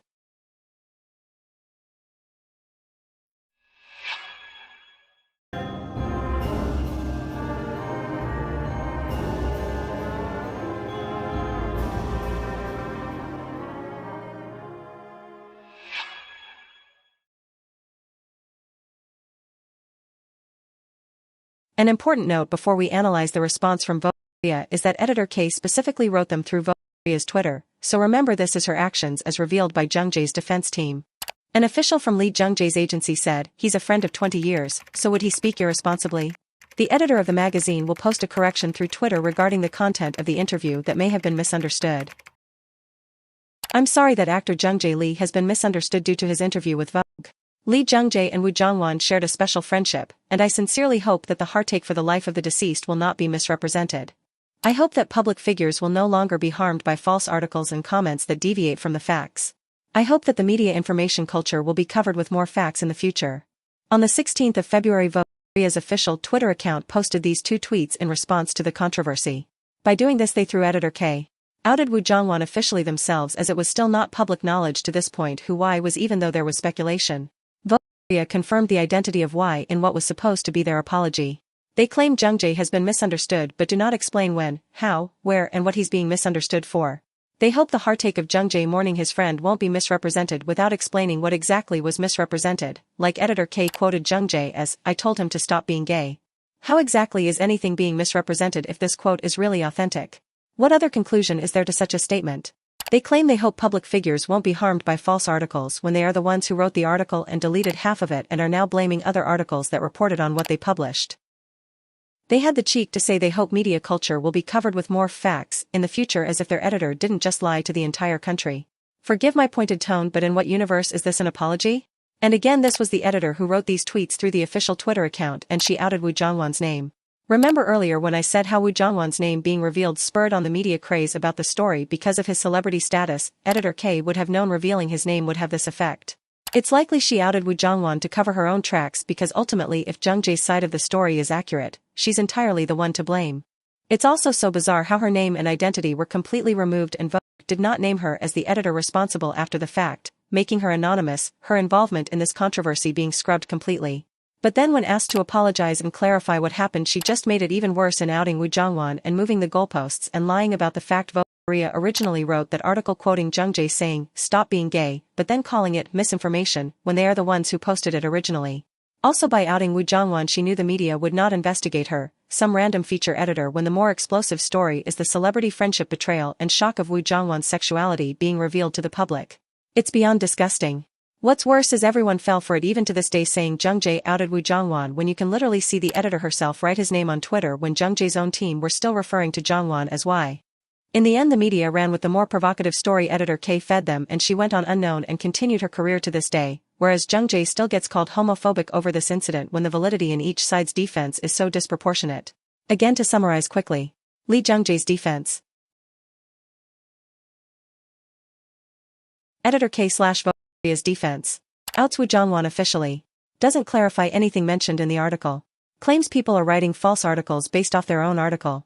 Denies every part they had in the controversy and blames the audience for their own work. Laid out clearly like this from Vogue's terrible response alone, I and many others felt inclined to believe Jung-jae's defense and account on this. It also explains why Jung-jae would demand an apology from Vogue and the editor himself, because he was clearly lied about, as well as sensitive information about his best friend who had recently passed was being published. Of course, Jung-jae demanded a clarification and an apology from editor K, and in response this is what she did. Another point to add on, but if he really said that, why would she not just double down? If a celebrity says something offensive in an article, the celebrity doesn't have the right to just demand an apology or a retraction if there's actual merit to what they said. Why out Woo Jongwon to distract from the issue? Why claim false articles or spreading misinformation? It's not like Vogue doesn't have the power to double down if their reporter reported something that was true. Like, what could Jung-jae do? Sue the magazine? They'd likely win the case regardless if it was true or not, so why not just double down? If it were true, there probably would not have been an apology from Vogue Korea at all, especially since up until Vogue Korea's apology nobody had actually been outed officially. The only injured party was Jung-jae at this point, so why apologize if the editor wrote the truth? Again, I want to apologize for my tone writing this. I've tried to stay neutral in my reporting, but the fact this woman had been friends with these two men for years, and then when Jongwon had passed away, she in an interview with his surviving best friend may have allegedly spoke to a mourning Jung-jae off the record, lulling him into a false sense of security before then publishing an altered version of what could have been said to get reader outrage. And then when asked for an apology, she denies all accountability, doesn't rectify her lie, and in fact outs a dead man out of cowardice? Malice? It's unforgivable. For this, however, you the viewer can come to any conclusion based on the points made above. This is just my and others' interpretation of what could have happened based on what we've researched. With the exception of some hard facts, the only sections open to speculation are editor K's motives and what could have been said in that room. That in mind, editor K's appalling tweet response makes me inclined to believe Jung-jae's claims. That being said, is this story enough to debunk Lee Jung-jae's allegation of being homophobic? Even if this incident is fabricated, there's no other indication to suggest he's not homophobic?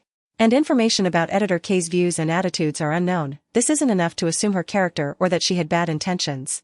Well, if that's what you were thinking, let's get into it.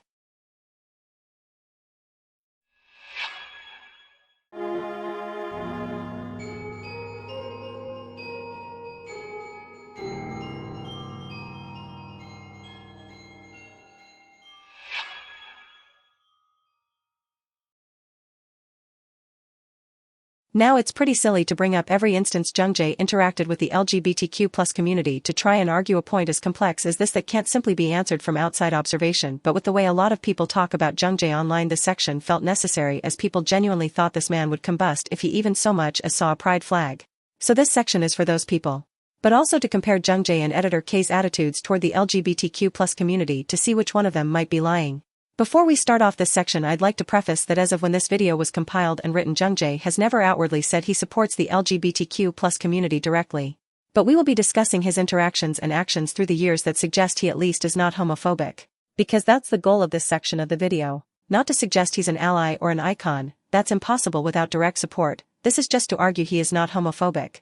Also, some context worth knowing, South Korea is a very conservative country, with it only being recently possible for a handful of K-pop idols to openly say they support the LGBTQ+ community, literally the last couple of years. Before this it was essentially a career ender. I mention this so you can bear in mind some of the timestamps jung-jae had done some of these actions and interactions for perspective.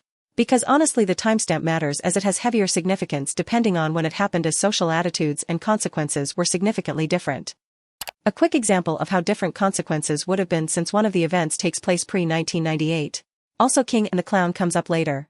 This all being said, nothing here truly confirms jung-jae is or isn't homophobic, because realistically you can't say jung-jae has gay friends and coworkers so he's 100% not homophobic, because there are homophobic people who work with LGBTQ people, etc. That being said, however, we think this information is still worth sharing to help round the viewer's perception on jung-jae's behavior around LGBTQ+ individuals, as there's a lot of misinformation going around that conflicts directly with jung-jae's actions. So whilst we cannot have a say on his personal beliefs, we can speculate based on his actions and words. Lee Jung-jae's friendship with Hong Sok-chan. Hong Sok-chan is a South Korean actor and television personality. He is most famous for being the first celebrity in South Korea to publicly come out as gay back in 2000, and is one of 2 openly gay male celebrities in South Korea to date, being a prominent and influential figure to the LGBTQ+ community in South Korea. Now the first thing I'm going to address is the rumor that jung-jae was homophobic to Hong Sok-chan, because it's not fully represented and the people who spoke about it don't know that jung-jae and Hong Sok-chan are friends. On the 4th of February, SBS Entertainment held a broadcast on television having Hong Sok-chan as their guest on the show Healing Camp. In this program, Sok-chan is asked about his ideal type in men, and Sok-chan says that it used to be Lee Jung-jae, but Jung-jae didn't like it so he stopped and switched to another actor. Some years later, from 2013 to 2021, Hong Sok-chan went on to a MBC program on the 15th and spoke again about when he used to call Lee Jung-jae his ideal type, but this time instead of quoting Jung-jae saying he didn't like it, he quoted Jung-jae as, "Hyung, please stop now." 그 다음부터 이정재요 그랬다? 이정재가 날 보더니 형 그만하세요. It is unknown why Sok-chan changed the wording of this event. A possible theory is the reception from the public from 2013 to 2021 were different, which inclined Sok-chan to change his account to be either softer or harsher. However, only in the 2021 version did Sok-chan quote Jung-jae directly, with the 2013 account being a general comment. Also, it's worth mentioning, but sadly being friends with a figure like Hong Sok-chan is controversial in of itself to some Koreans, especially for male celebrities. It's way more accepted now, and other actors are way more open about their friendship with Sok-chan, but just for an example, even this story for the fact Jung-jae used respectful and close language with Sok-chan, calling him Hyung, was post-worthy for this article to mock. Mind you, this was written in 2021, so even now it's still considered newsworthy. A lot of people take this story as another indicator that Jung-jae is homophobic, but something a lot of people don't know is that in 2013, again on SBS radio around the same time as the SBS broadcast, Hong Sok-chan was in the studio and explained the entire story in full. In this video, the host and Hong Sok-chan are laughing over a prior cut-off conversation about chocolate. The MC then asks, "I heard your ideal type was Lee Jung-jae, right?" Sok-chan says love always moves, as do his types. The MC asks why, and Sok-chan jokes that it's because Jung-jae is getting old. The MC demands the real reason. Sok-chan talks about how the first time he saw Jung-jae he was shocked South Korea had such an actor, and that he's so cool and the best, and was a massive fan of Jung-jae's acting. He then says because he and Jung-jae are close friends, he often joked saying, "Jung-jae, when there's a man like you, I could do anything for you." The MC interrupts Sok-chan saying, "Oh, he must have not liked your joke." Sok-chan explains that at first Jung-jae didn't like the jokes, but as time went on Sok-chan quotes Jung-jae saying to him, "Hyung? Why don't you say things like that anymore?" Sok-chan says Jung-jae was upset he had stopped. The MC chimes in, "Ah, he was upset, right?" Sok-chan then says he told Jung-jae, "Right, if someone asks my type I'll say it's you. How's that?" Jung-jae approved, but joked that he shouldn't say it publicly because he, Jung-jae, has to get married as well at some point. But then when Hong Sok-chan was at a party and was asked why he only liked Jung-jae, he changed his ideal type to another actor. Jung-jae joking like this makes sense since the media at the time was down his neck about when he's going to get married every time he made a public appearance. 아니요, 사실은 제가 정말 저는 데뷔 때부터 아니면 제가 이정재 씨를 처음 봤을 때부터 야, 대한민국에 저런 배우가 있구나. 저런 멋진 남자 배우가 있구나를 알아서 그냥 맘속으로 계속 야, 이정재 정도면 정말 최고다. 이런 생각을 했었어요. 근데 정재 씨하고 제가 조금 이제 관계가 있어서 친하니까 제가 늘 농담으로 야, 정재야, 난 진짜 너 같은 남자면 진짜 난 뭐든지 다 해줄 수 있겠다. 이렇게 이정재 씨 농담을 쳤거든요. 싫어할 것 같아요. 아니 처음에 싫어하다가 나중에는 형 왜 나한테 그런 얘기 잘 안 해요 이제 뭐 이런 식으로 나중에 서운해하잖아. 그래서 내가 그러면 어디 가서 내가 내 이상형 물어보면 정재라고 얘기할까? 그랬더니 그건 좀 그렇지 않아요? 이러더라고요. 자기도 장가 가야 된다며. 그래서 알았어. 그러고 제가 살짝 삐져가지고 있는 와중에 김재중 씨 생일 파티에 송승헌 씨를 오랜만에 만났어요. 근데 승헌이가 형 왜 정재 형만 좋아? 뭐 이러더라고요. 그래? 그럼 내가 이제 나갈 때 내 힐링 캠프를 나가는데 이상형 1등에 내 승헌이 너 해도 돼? 그랬더니 뭐래요? So the full story of this incident, since it gets brought up from time to time online, is that Jung-jae was uncomfortable at first at Seokchan's flirty jokes, but then after Seokchan stopped, Jung-jae playfully complained to him, upset he stopped the jokes, changing his mind I suppose, so Seokchan agreed to call Jung-jae his ideal type, but then when Seokchan kept getting asked why he only liked Jung-jae he switched actors. Also in relation to Seokchan's earlier recounts of Jung-jae's response, the 2021 version aligns better with this full story revealed on SBS Radio than the 2013 SBS TV version. In a program talking about Hong Seokchan's charisma and his celebrity friends and acquaintances in the industry, he was asked which of his famous friends made him feel small, intimidated by their fame and aura. Seokchan reveals that one of them is Lee Jung-jae and how Jung-jae has been one of Seokchan's idols since he was young and how Jung-jae is one of his close younger brothers, which correlates with Jung-jae calling Seokchan his young. He continues saying that even though they are close, when they eat together and hang out he becomes nervous because the aura, fame and admiration, is overflowing. Because of that he wishes he could become closer but he wants to keep a line because of how intense Jung-jae and the other actors' star presence is.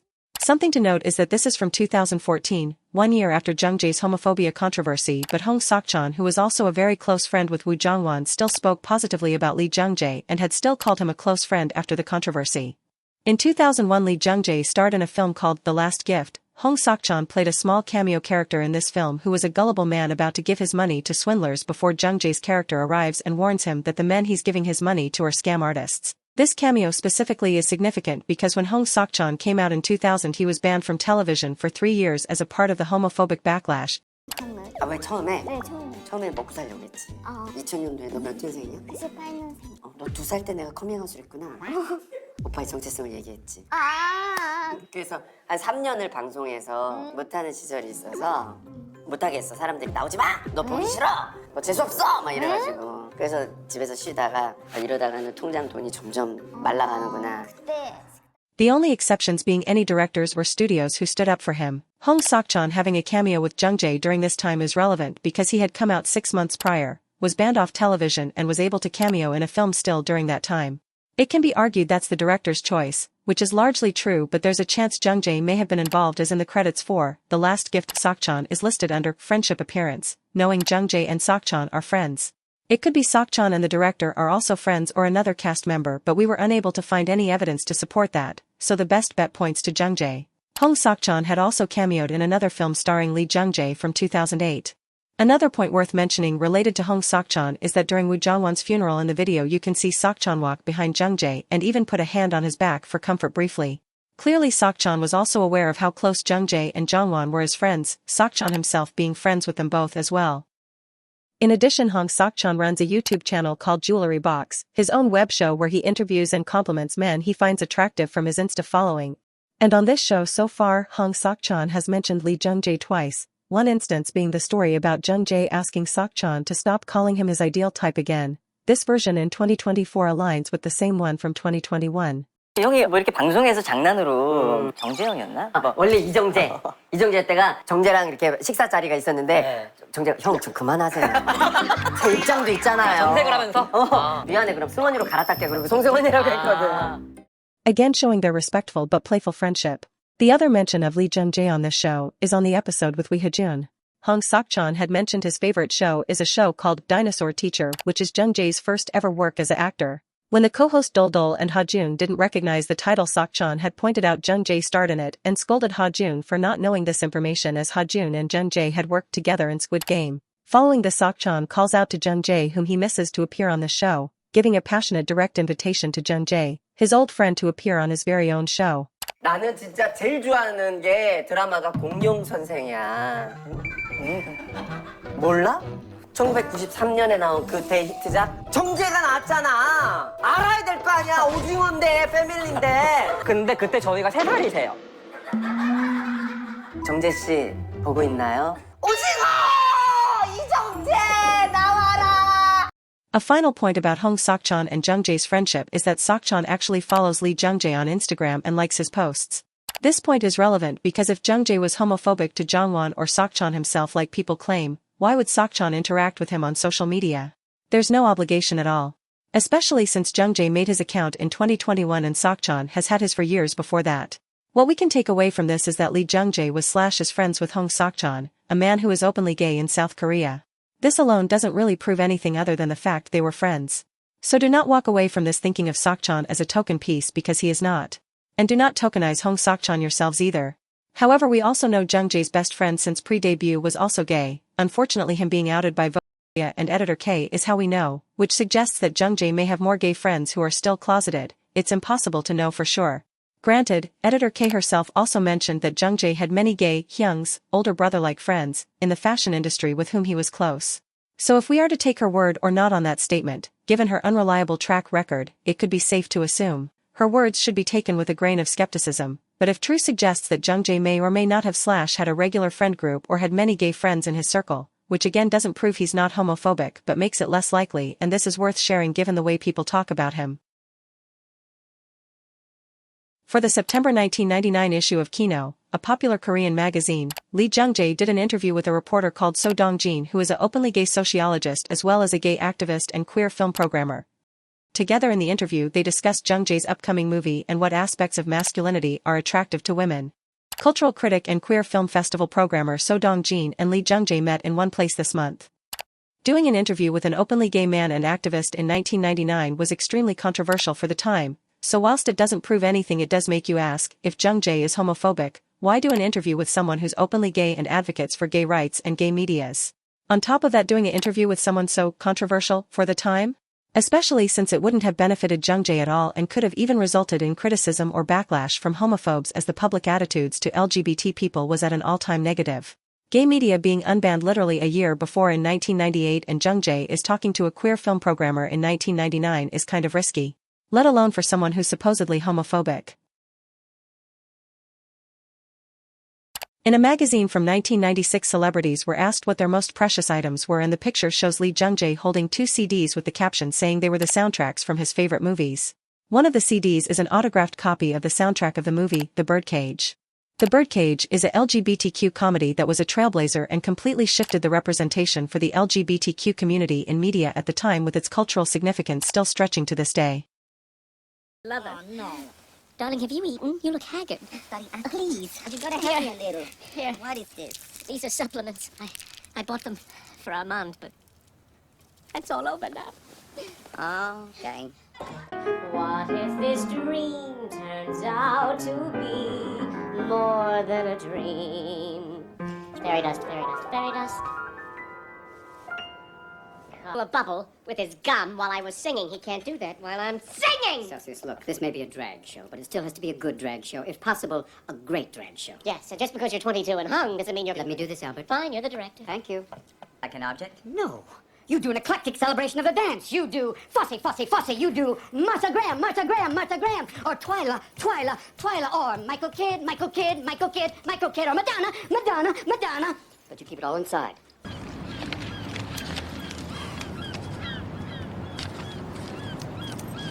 There. We're partners. You own half of my life, and I own half of yours.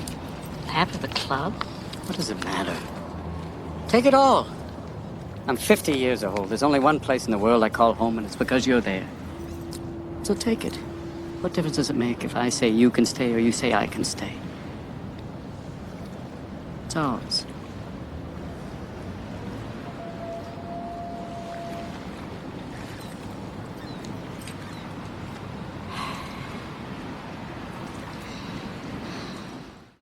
Now this case is a bit more strong because technically jung-jae is literally holding a piece of gay media that is banned.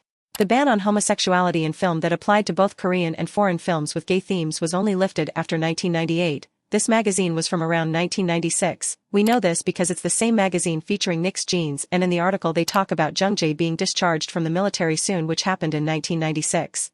Confirming this timeline, we can say that one of the films jung-jae had stated is his favorite film would have been banned to even be viewed because it is gay.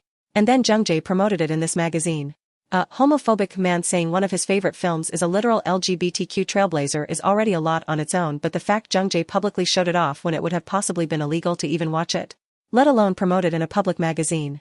Unlike jung-jae having gay friends or circles, this is a stronger indicator of jung-jae not being homophobic because the likelihood of a homophobe being friends with a gay person is unlikely, but it does happen especially in industry spaces. But a homophobe calling an openly LGBT film his favorite film, calling the autographed CD tracklist his most precious item, and to then promote that on a magazine when it was banned. To say this scenario is less than likely is an understatement. In 2005 a film called The King and the Clown was released, and one of the heads of production of the movie, Won-sok, spoke about how he had met jung-jae whilst he was working on the film, passing scripts around, and jung-jae had encouraged him by saying, "I think The King and the Clown will do well. Work hard, Mr. Won-sok." Won-sok then goes on to say /joke jung-jae's kind support for the movie may have contributed to the 10 million viewers the film received. This is relevant because The King and the Clown was a controversial movie in South Korea because, briefly put, it deals with a historical love triangle between three men as well as queer ideas and themes, and The King and the Clown is the first Korean film directly broaching themes of homosexuality and queerness that performed well at the box office. Another queer Korean movie that jung-jae had enjoyed was a film that had come out before King and the Clown, which was a film called Road Movie. This movie was another one of the first outwardly gay films in South Korea, and even though most reviews of the film are mainly positive, the film did really poorly at the box office because it was too controversial for South Korea, as it was very explicit and unapologetic in its gay portrayal. Jung-jae had mentioned the film from an article on the 14th of February, 2013. When he was asked what made him want to work with actors Choi Min-sik and Hwang Jung-min, Jung-jae responded in regards to Hwang Jung-min with, "I was so surprised after watching Road Movie that I wondered if there was such an actor like that." The masculine beauty was clearly overflowing. All of his subsequent works also made me think that he completely blended his body with the character. Here Jung-jae cites Hwang Jung-min's acting in Road Movie, a controversial movie for its direct approach on homosexuality, as the film Jung-jae had seen that impressed Jung-jae to the point of wanting to work with Jung-min. Fair to say this is not stereotypical behavior for a homophobic man. Especially as Hwang Jung-min from up to 2013 had a large roster of other films Jung-jae could have picked. He must have just truly enjoyed Jung-min's acting and the masculine beauty of that film in general. In 2012 Lady Gaga was doing a Born This Way tour in Asia and held a concert in South Korea. The main themes and topics of this concert tour were heavily LGBTQ themed, which actually led to homophobic boycotts from the Korean public and several right-wing Christian groups boycotting and demanding the concert not be held at all. This was spread all over the news in South Korea, even making headlines in the US and the UK at the time as the concert time grew near. It got to the point where anyone under 18 was banned from seeing the concert. Anyways, Lee Jung-jae went to the concert regardless and was spotted at the concert by someone who sat next to him and then wrote about it on social media. The reverend who was leading the protest against the Born This Way concert, Yoon Jung-hoon, had said, "Some people can accept this as another culture, but its impact is huge beyond art and debases religions. Even adults can't see her performance, which is too homosexual and too pornographic." In 2022 Lee Jung-jae was the cover for the October issue of W Korea, the title being Borderless, with a focus on escaping rules and boundaries, and the magazine having an entire section dedicated to how the difference between fashion and gender was meaningless. Jung-jae also sports a long skirt on the cover, jewelry from Tiffany & Co. and high-heeled ankle boots to match this theme. Again, doesn't prove anything, just something to bear in mind. Pause to read. Something worth noting is that Jung-jae had actually brought the clothes on set himself with his stylist, just in case anyone was wondering if perhaps the magazine had made him wear these items or if they were sponsored. In 2022 it was announced Lee Jung-jae would star alongside Amandla Stenberg in Disney's Star Wars: The Acolyte. Among the cast in this show, a large majority of them are either queer themselves or allies, but in this section we will only be focusing on the members Jung-jae appears close with, since just being co-workers with LGBTQ+ people or allies does not make you an ally either. Again, we can only judge Jung-jae on his actions unless he states otherwise. Also, an important disclaimer to mention is that all of this is subject to change, so take this entire section with a grain of salt. We don't know a lot about the dynamics between actors. Here we are only reporting what's been seen and said so far. The cast we will be discussing will be Rebecca Henderson and Rebecca's wife, director Leslie Headland, and jung-jae is friendly with both of them. Who is the person who stands out the most in your memories? As expected, it is Leslie Headland, who is both the director and showrunner. I had the most conversations with her, and she also listened to my opinions a lot. While we sometimes had short face-to-face conversations, it was through an interpreter that we could have more in-depth conversations that conveyed our emotions. Squid Game star, Lee Jung-jae solved one of Star Wars, the Acolyte showrunner Leslie Headland's biggest casting challenges. And then I thought about Squid Game and I was like, that's the guy, that's him. I don't know how I get in touch with this person. I don't know if they want to perform in English to me. It became so clearly Lee Jung-jae's part. And then when I worked with him I was like, this is the best actor I've ever worked with. I was writing the character of Seoul when Squid Game came out. Jung-jae just ran the gamut of every single emotion. You know, he is such a lovely actor, JJ. I feel so much like he just has so much heart that he brings to it, and so genuine. JJ knows how to switch from being formidable and then switch to being heartbreaking. I don't know many actors that can do that. I'm curious, what led you to this Disney series, and can you walk me through your process for taking on the role of Seoul? 감독님 겸 작가 겸 레슬리 헤들랜드 감독님이 오징어 게임을 보시고 저하고 같이 한번 작업을 하면 좋겠다, 소울이랑 잘 어울리겠다 이렇게 생각하셔서 이제 제안을 주셨고, 그 다음에 너무나도 기쁜 마음으로 만나게 됐고, 그리고 또 제가 과연 잘 할 수 있을까 이런 고민이 있었지만 감독님의 용기를 주셔서 같이 함께 하게 됐습니다. 아무래도 감독님하고 I think it really has to be my favorite memories, like all the countless conversations I had with director Leslie about the story, about the character, and about the relationships. And when I read the script, I thought it was so fantastic because it combined an element of the freshness of Leslie's take, but also melted into the world of the Star Wars universe. So now that we've finished shooting, I really feel so grateful to have been a part of it. Lee Jung-jae, along with being a seasoned actor, you are also a director. Did you collaborate at all with Leslie on some of your scenes from the vantage point of a filmmaker? 연출자이시기도 한데 그런 만큼 레슬리와 같이 협업을 해서 연출한 부분도 있으셨나요? So Leslie, she's really an incredible director, and her attention to detail is great. So I think, I was not any part in the directing, but she was able to explain the emotions of the scripts in such detail. And actually, years previously, I had already seen Russian Doll, which she had directed, and I felt like it had such a unique story and such an original way of shooting. And so I was really surprised when I found out that Leslie was directing a Star Wars show and wanted to meet me. And I thought, oh, what a wonderful coincidence. And I think previously, when I was directing Hunt, I was able to invite her to a screening of it. And the father-daughter relationship between Seoul and Osha, that's a relationship that's present in my film Hunt as well. So we were able to have a really great discussion exploring that type of relationship. Also a quick interjection here, but The Russian Doll directed by Leslie Headland is another media with many queer themes portrayed by actual queer actors Rebecca Henderson and Charlie Barnett. Jung-jae being a fan of yet another LGBTQ work even in current day, as well as being excited/surprised to work with Leslie in Star Wars after he had already seen Russian Doll, as well as even inviting her personally to a screening of his own directorial debut.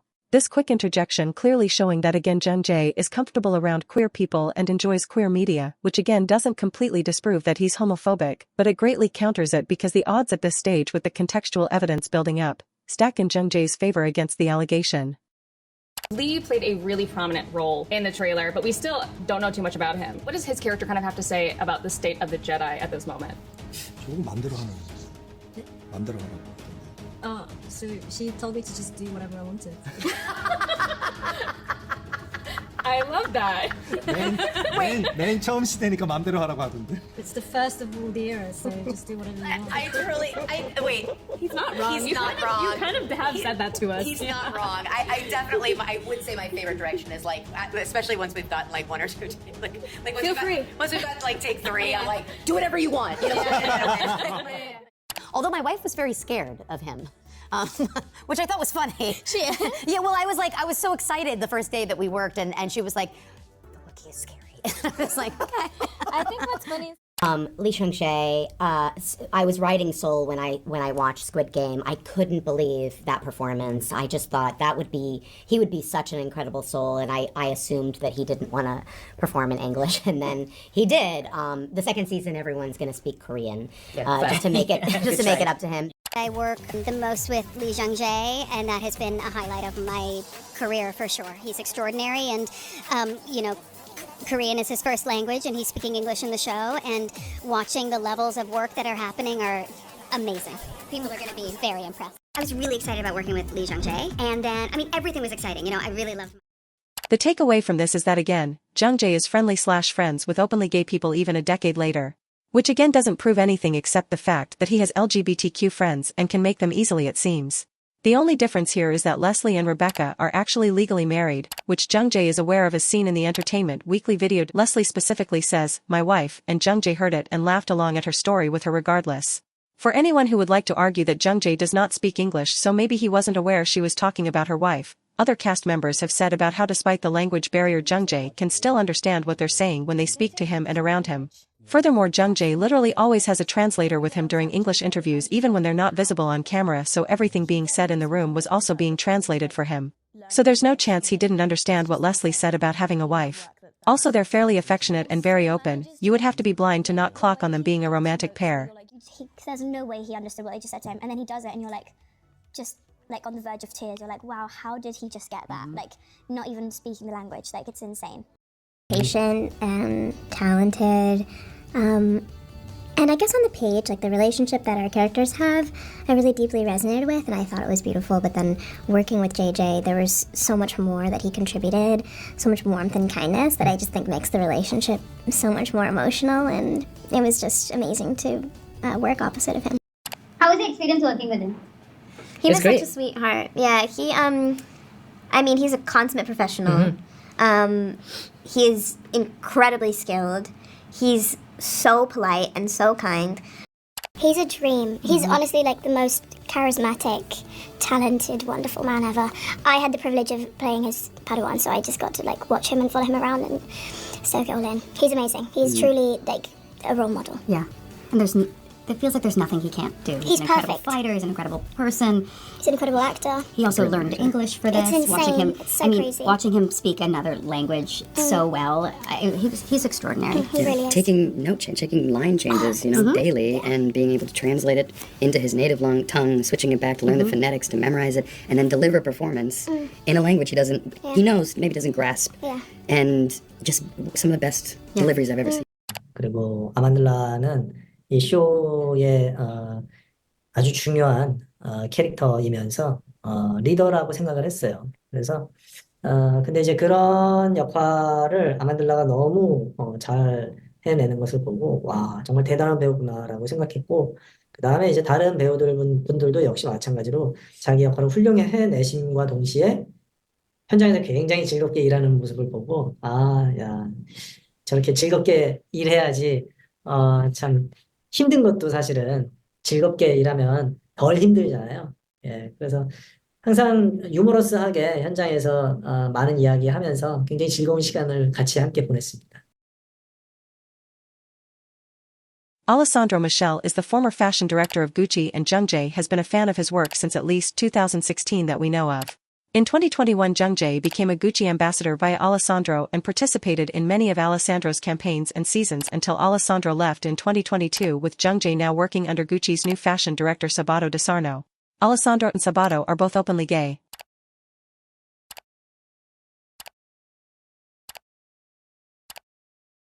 In 2022, Alessandro ran a campaign called Gucci Love Parade, and Lee Jung-jae was one of the main faces of this campaign, with his posters being found worldwide, as well as participating in the short film itself, directed by Alessandro and shot by Mert and Marcus.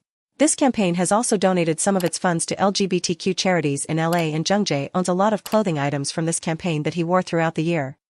A quick addition about Gucci Love Parade is that the people who did the camera work are Mert and Marcus, openly queer photographers who were previously in a romantic relationship with one another and still portray LGBTQ works to date in their photography.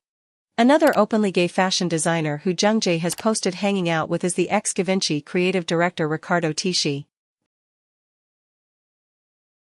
In November 2021, Jung-jae had attended the annual LACMA fundraiser gala. There he met many celebrities such as Leonardo DiCaprio, but he was particularly excited to meet his favorite artist Mark Bradford, who praised his acting in Squid Game, and Jung-jae complimented his height in return, engaging in a small conversation with him at the event.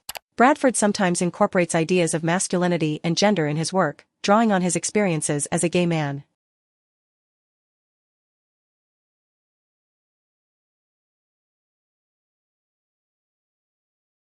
Another artist Jung-jae enjoys is Amoako Bofo, who is also a LGBTQ activist, as well as also including queer themes in his works.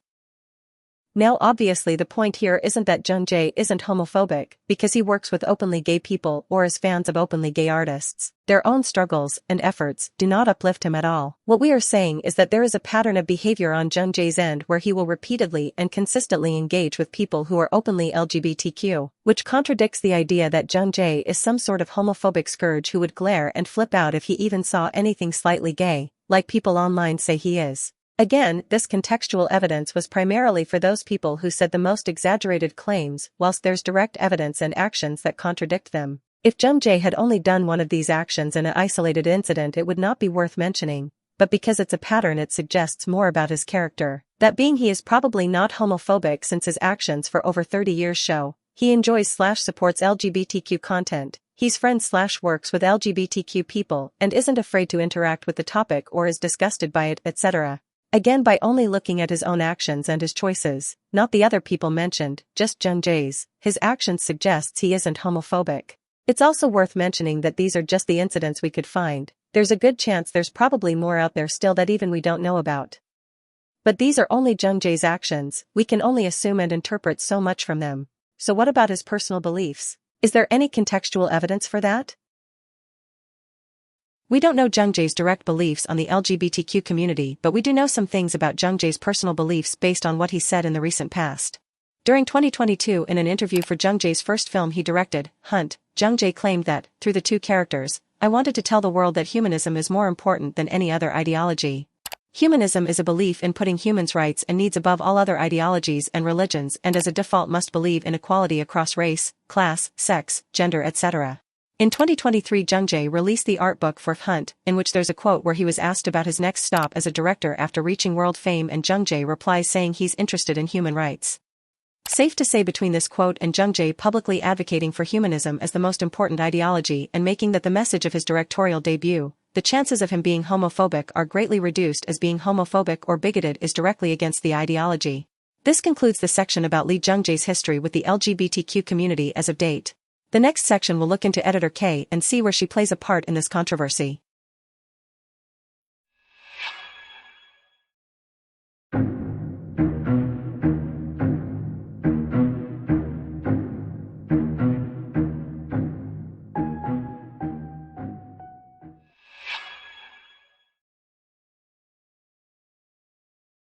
This section will be a deep dive critiquing Editor K's practices as a journalist, but also her problematic behavior and how she treats topics related to the LGBTQ community.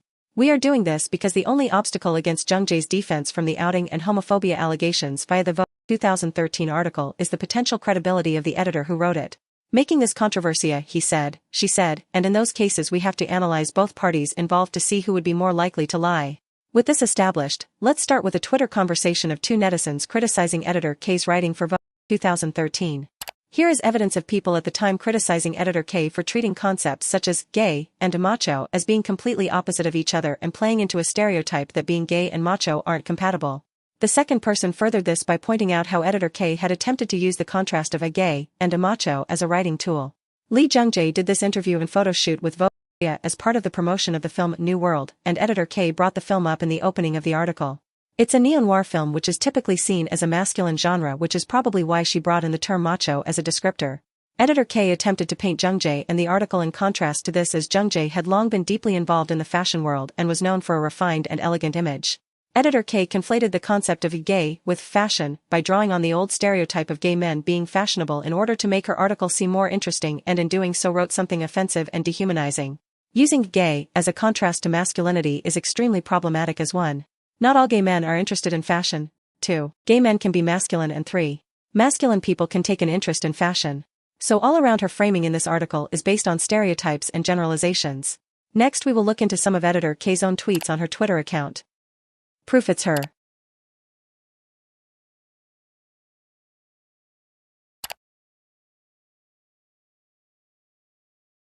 Questionable tweets that suggest homophobia.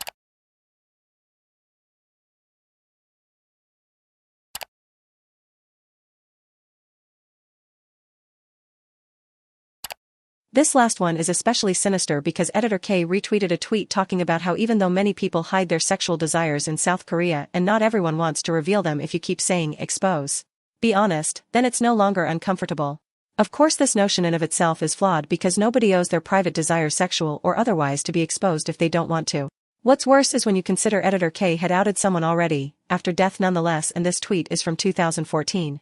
So editor K clearly learnt nothing from her past and feels no remorse for outing Woo Jong-won, and the backlash from the media explaining why it was wrong and a terrible thing to do to someone must have gone over her head. Tweets that bring her integrity as a journalist into question. Editor K complaining she can't make people nervous in interviews anymore for entertainment engagement, and complaining further about how it's hard to be seen if you're nice and comfortable to be around. Shows she has changed personalities to fit the trends at the expense of her interviewees for popularity in the past. Which is not a good look for someone being accused of lying about a controversial quote for attention. Describing her interviews as a drama and a game for the readers and herself to enjoy. Editor K being bitter about famous people and how she's talented but not popular.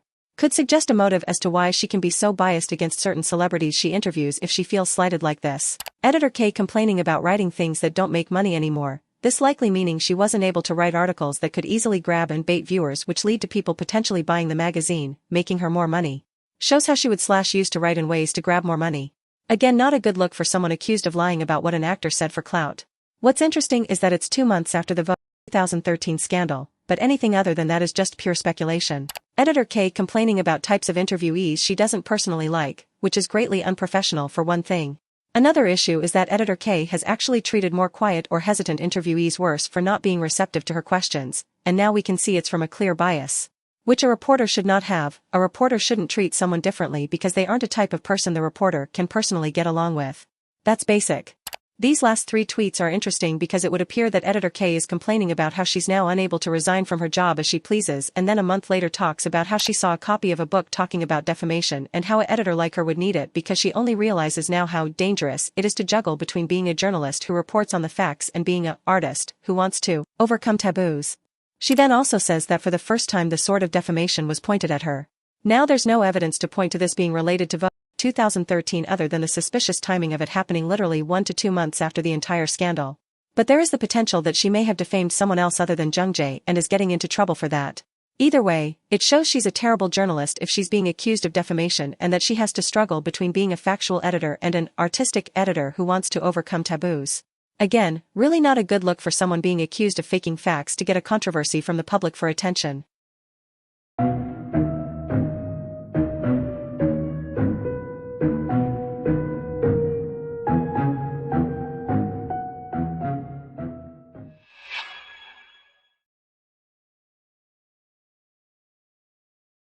Next we will be looking over a few articles where editor K is homophobic and some where she is biased against the interviewee to analyze how she acts with people she doesn't personally like in an interview. And some other really terrible moments from her. Disclaimer. I won't be posting the articles in full because 1. Even though this section is about editor K, it is only related to editor K's reliability as a reporter and her views on LGBTQ issues, because this video is about Lee Jung-jae foremost, and these 2 variables are the only business editor K has related to Jung-jae's controversy. 2. You and I both know this video is already too long. Moving ahead. Blue highlighter equals biased behavior. Orange highlighter equals questionable LGBTQ take. First article. Pause to read.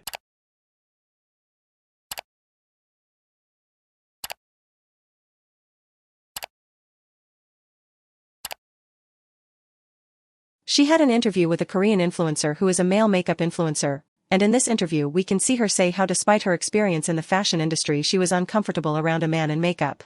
When she asked him about people who saw men with makeup as men just dressing up as women in response to him asking her own opinion on this take, she had said it's not her taste. She also asked him about his gender identity, which is a soft outing attempt, especially in a place like South Korea. It's a very loaded question that's difficult to answer genuinely. It also doesn't look good on her track record of outing people already. Also the question, should diversity be respected, is insulting in of itself because any decent person knows that's not a question. Should diversity be respected? No shit. Next article. Pause to read. When doing an interview with an actor, the topic of marriage came up. The actor says he won't get married because of his old bachelor. Google Translate made a mistake here, friends and his gay friends wanting him to stay single. In response, editor K says, hurry up and part with them, so the actor can hurry along and get married. A bit homophobic to tell a man to cut off his gay friends so he can get married, but alright. Next article. Pause to read.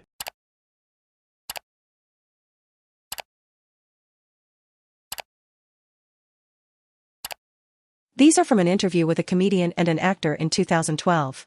We can once again see editor K using the term gay as an adjective, saying the comedian with a hair parting had made him look gay. Google Translate had issues here again. Also, men like men, women like women and gays like gay is a strange thing to say because it implies that gay is a gender of its own as opposed to a descriptor for someone's sexuality. From this we can tell that the problematic way she used gay in the 2013 Vogue article and how the criticisms from that is clearly reflective of a mindset and not a one-off mistake it seems. In a section where comedian D talks about how actor W has gay fans, comedian D continues talking about how for humans one of the best victories is to be loved by all of humanity. Because actor W has both female fangirls and gay fans who love him. In response, editor K says, that's Jesus Christ, implying that only Jesus is someone who should be loved by both men and women. Which is quite homophobic honestly.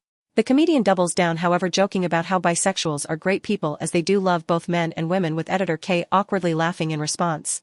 Continuing, editor K then asks their opinion on transgender people and comedian D says, I think we have to acknowledge them unconditionally.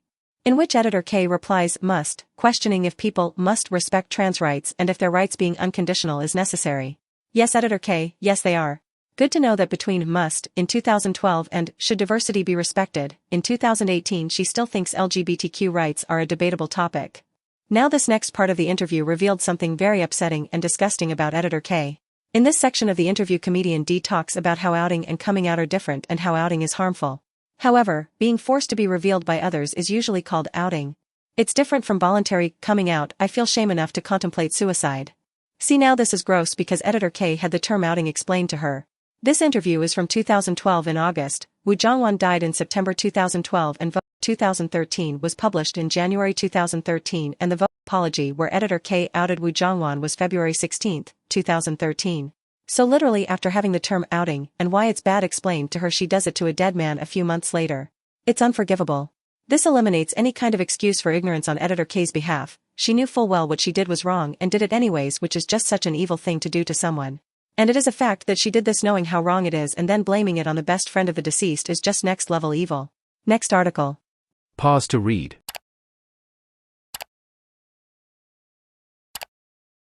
In an interview featuring 3 actresses, one of the photos between 2 of them was intimate to the degree the actress's manager was concerned that they looked like lesbians, with editor K then commenting that this article will provide sexual fantasy beyond the taboo. Calling lesbianism a sexual fantasy is homophobic. And talking about lesbianism as a sexual fantasy that can be provided as a beyond the taboo experience like it's some exciting feature is so gross and dehumanizing. Respecting trans people and diversity is optional, but using lesbians as some sort of sexual fantasy is exciting. Okay. Next article. Trigger warning for this next article: sexual harassment. Blue highlighter equals biased behavior. Yellow highlighter equals sexual harassment from editor K.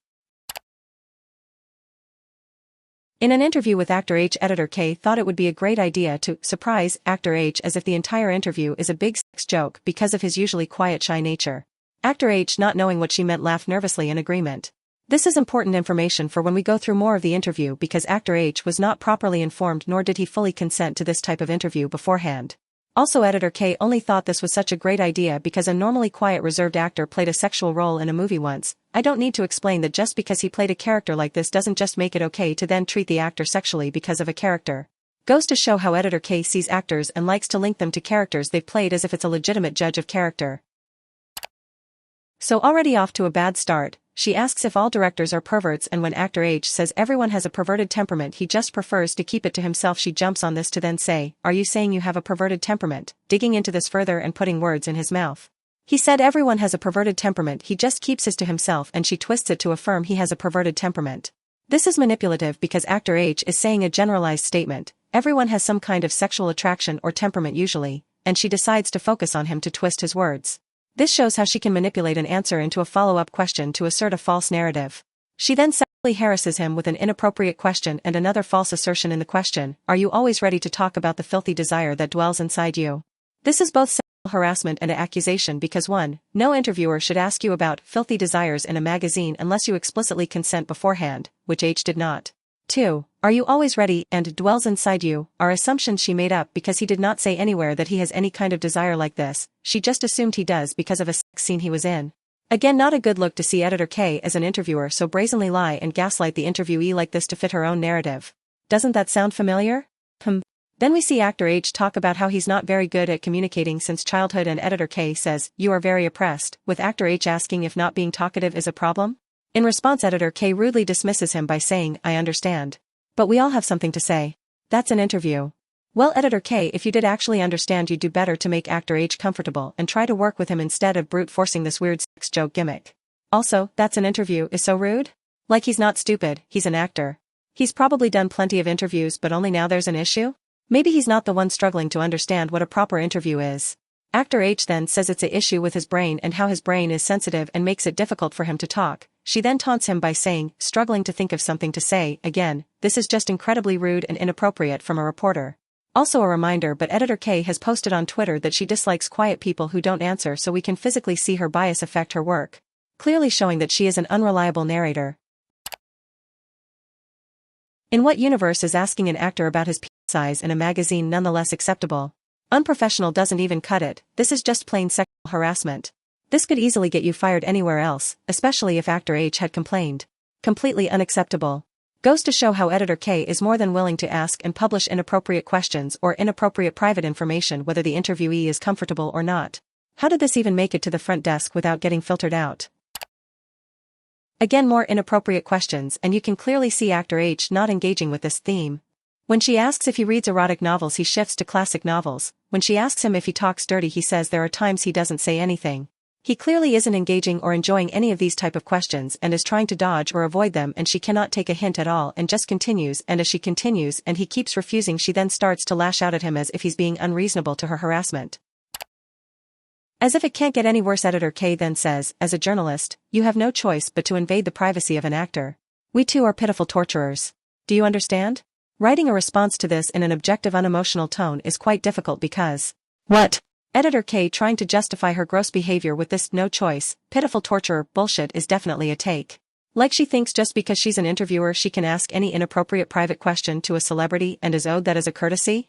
Needless to say, this speaks volumes on what kind of reporter editor K is. Also again the patronizing, do you understand, as if actor H is doing anything wrong in this interview when editor K has passed every kind of line just shows how arrogant she's being. Objectively plain and simple, editor K is wrong for this. A reminder, we are accusing this woman of lying about a quote from another actor she doesn't like. After this she strangely brings up actor H's drinking habits. Feels inappropriate and honestly a bit vindictive after actor H sarcastically apologized he can't be a hot sacrifice for her. Then this gets followed up by more inappropriate questions. In fact, the sexual harassment got so bad that actor H replied, are you cheeky? I'd like to have a drink. I don't even need to say anything and I don't have to. Actor H is so uncomfortable at this point he wants to get a drink and reiterates how he doesn't have to answer such ridiculous questions. And he's right.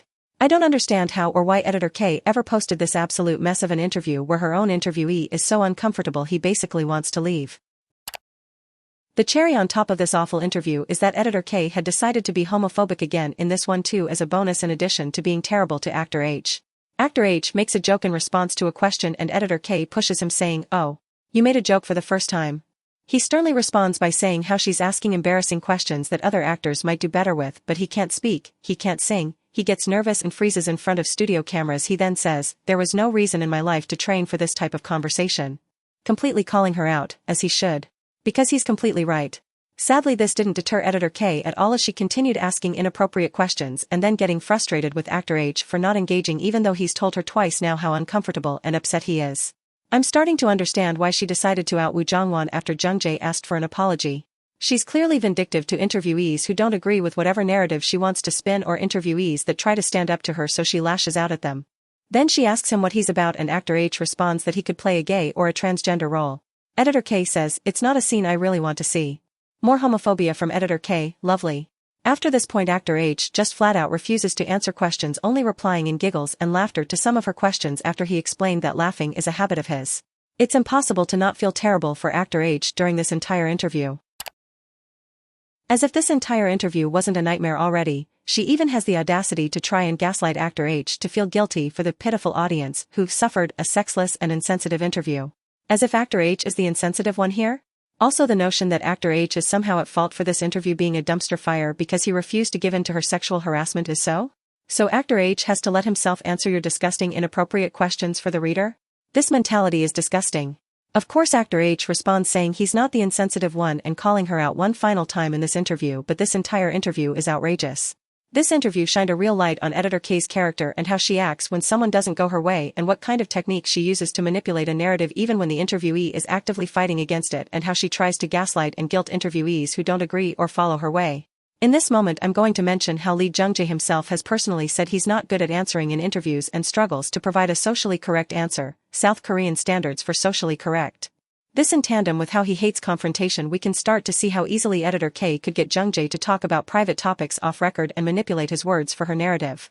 Because Actor H, who is a beloved actor on social media, especially Twitter, it could have easily been him too who ended up a victim in a false lie scandal crafted by Editor K. Luckily for Actor H, he called her out on her manipulation directly and didn't put up with any of it.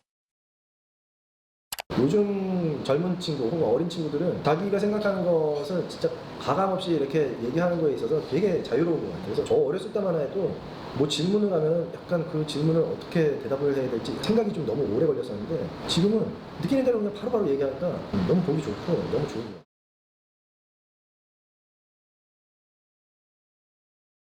Next article. So in this interview with the director of The Handmaiden, Editor K not so subtly let us know off the bat that she doesn't like him. Let's see if she treats this director better than Actor H. After all, it's been a few years in between the interview with Actor H. Surely she doesn't let her biases badly affect her writing now, right? Of course, as everyone knows, Shelter is homosexual. Okay. Also it's odd to call what the girls escaped in The Handmaiden a splendid hell. It was truly horrific and they didn't find shelter in homosexuality. One of the girls was being sexually abused by her own family and the other girl came, and after they fell in love they escaped together. This is a brief summary as the movie is extremely complex and convoluted. It's odd how she summed up the film and came to the conclusion that the gay aspect of the movie is a shelter from the abuse they were subjected to, as if it's somehow a bad thing. So first she compares him to the main villain of his own movie who is an evil sex pest. She then says his voice is cold and insipid. Then in the actual interview the first thing she says to him is that, "You look tired," and then she points out that his hair is becoming white. It's almost laughable how much she blatantly does not like this man, which in of itself is fine. You can dislike whoever you want, but this is an interview. He agreed to be here for her. The Handmaiden had many interviews both in South Korea and abroad with the director in 2016 when it came out, so it's not like Editor K was doing him a favor. In fact, this interview is for her book series and she's being so rude and unprofessional. It's almost laughable. Like you should not be able to tell when a reporter is biased for or against an interviewee because that's what a good, credible reporter does. Clearly Editor K is not a credible reporter. This is just hard to read, to be honest. In this section she asks if growing up in a strict Catholic household influenced the director. He says it didn't. She dismisses it and then asks the same question again with a different wording, insisting that a strong religious framework must have had an effect on him. Again he says no, it didn't. She asks a third time but adds a "even if unconsciously," implying that even though he said no, being Catholic has not influenced him, that perhaps it influenced him unconsciously. She is so determined that he has somehow been influenced in his films by Catholicism and will not take no as an answer. She's literally brute forcing her narrative with leading questions. In journalism, leading questions are usually frowned upon because it falsely influences someone to answer to a narrative the reporter wants, which is inauthentic. Which is exactly what Editor K here is doing, but it is so painful to read because it's so badly done. 3 times. It's so unprofessional. An important note, but this is such a criminal example of Editor K trying to force a narrative she wants in an interview even when the interviewee is blatantly saying the opposite. Reinforcing once more how her word cannot be trusted.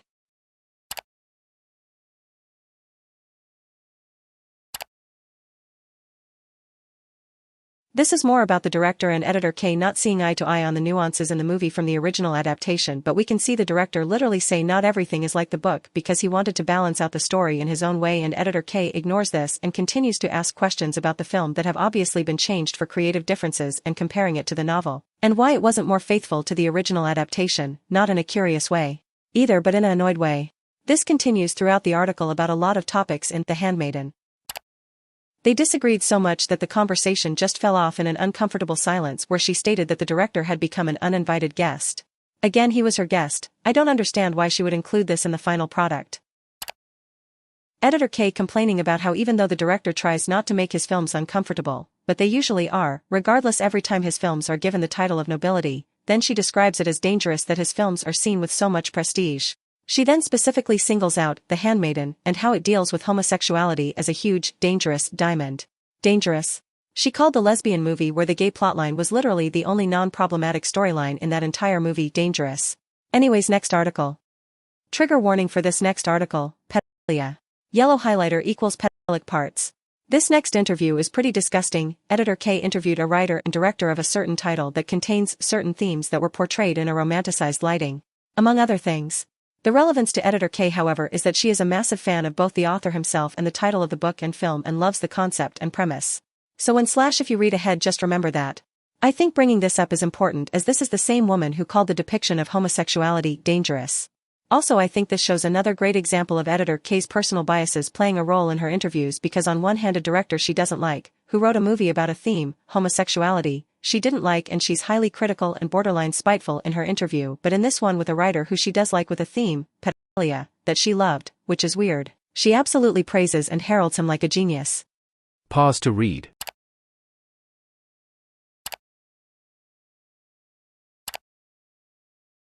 Disclaimer, the blurred words include the names involved, writer, director, actress, but also the title of the film. The title of the film is the name of the child in the film.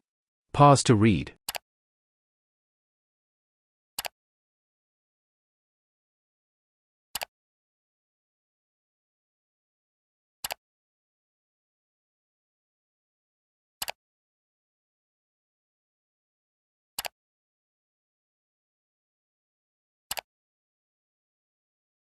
Again.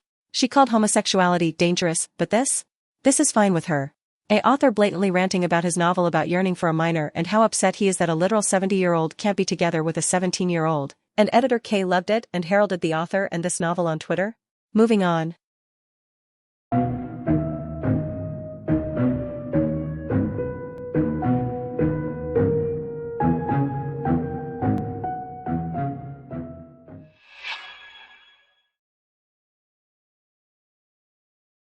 The next set of articles are interviews where she is the interviewee. Other than a few lines of note, nothing really controversial happens. However, it's amusing to see her personality completely shift 180 when she's the one being interviewed. Also, she says a lot of things that sound good until you remember she practices the opposite. First article. Pause to read.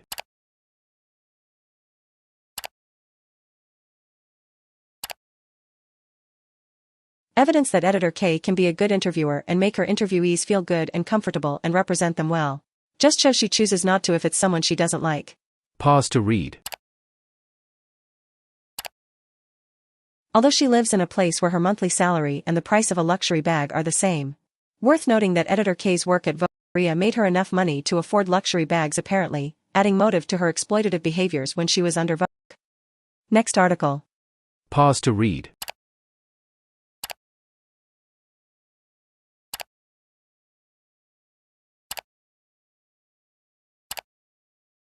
Next article.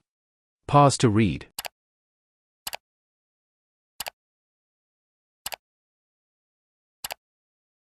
The latter half is selective listening for the message I want to convey. Listening to understand the gaps in text during an interview. In the process, unimportant words are often rearranged into important ones. So she means this in a positive way, but admitting to this, we can more than establish that she would definitely use this in a negative way as well. A reminder, but one of the only criticisms hurled Editor K's way when the controversy happened was from another editor who had said how the editor has the most control and every article reflects their subjectivity and that articles should be understood in their whole context as there's a gap between actual conversations and interview articles. And we have Editor K literally saying she tries to rearrange words to be more important, which means she listens to someone's account and selectively highlights the parts she wants to push forward for her narrative and adds a creative spin on them. Again, not a good look for someone who's being accused of lying about a quote from a man she doesn't like being homophobic when she herself is actually homophobic and that man she doesn't like is friends with gay people. Next article. Pause to read.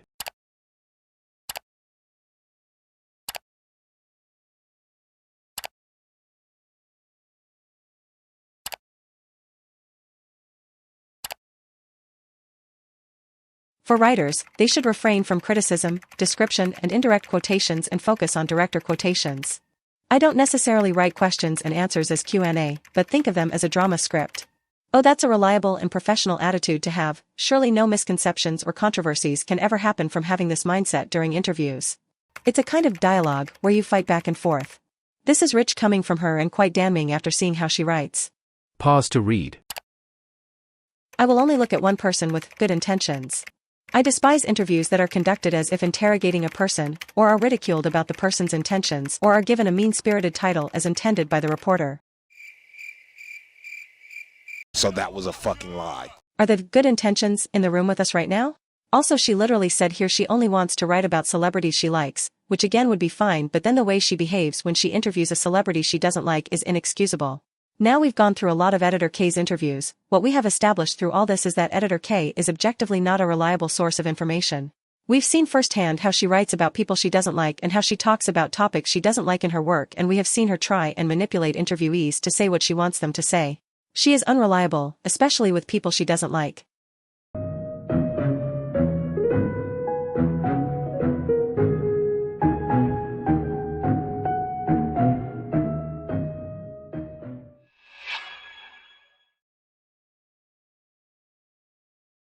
So now let's go through her articles with Lee Jung-jae to highlight how she treats him, because it's pretty clear that she dislikes him deep down.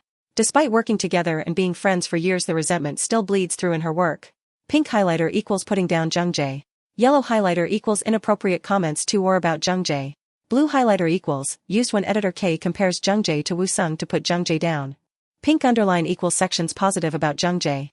Blue underline equals sections positive about Woo-sung. Remember, these two are best friends. Pause to read.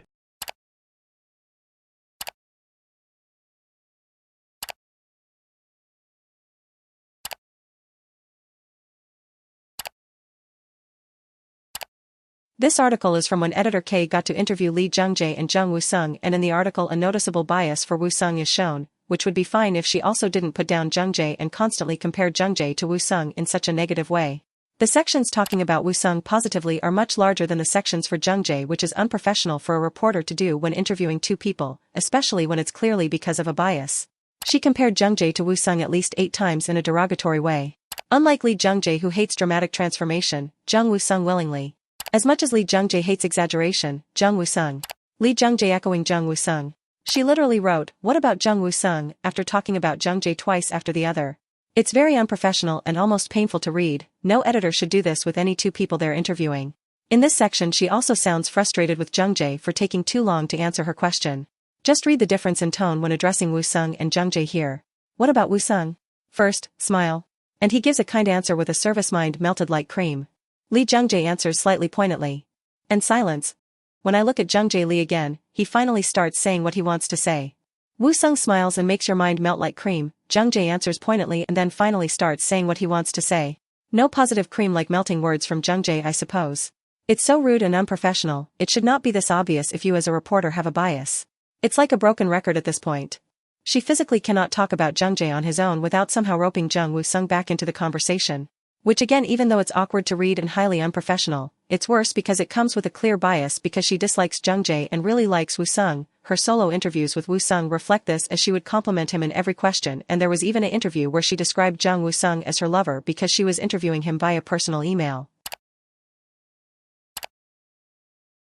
I don't think I need to explain why it's unprofessional for a reporter to essentially write a small fanfiction because she got the chance to interview a celebrity she really likes via his personal email.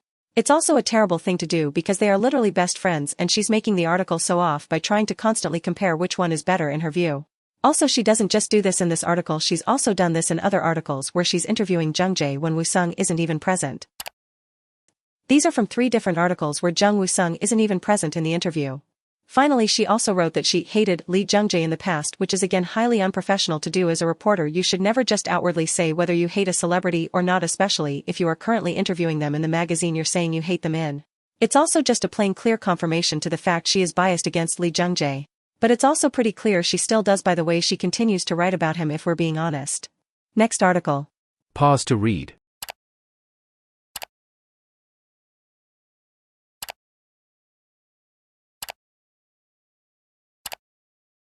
Next article. Pause to read.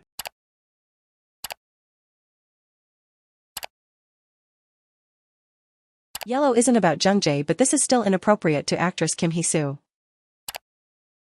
Next article. Pause to read.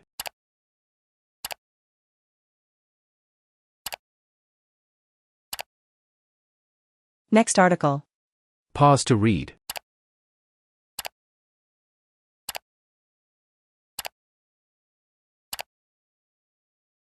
This article in particular is actually very interesting for two reasons, let me explain. 1. There are large chunks of this article that are plagiarized. Editor K had plagiarized herself in this interview. 2. This interview was from 2017, 4 years after the 2013 vote incident, and this is the first time Jung-jae has been interviewed by Editor K since then. Let's start with plagiarism.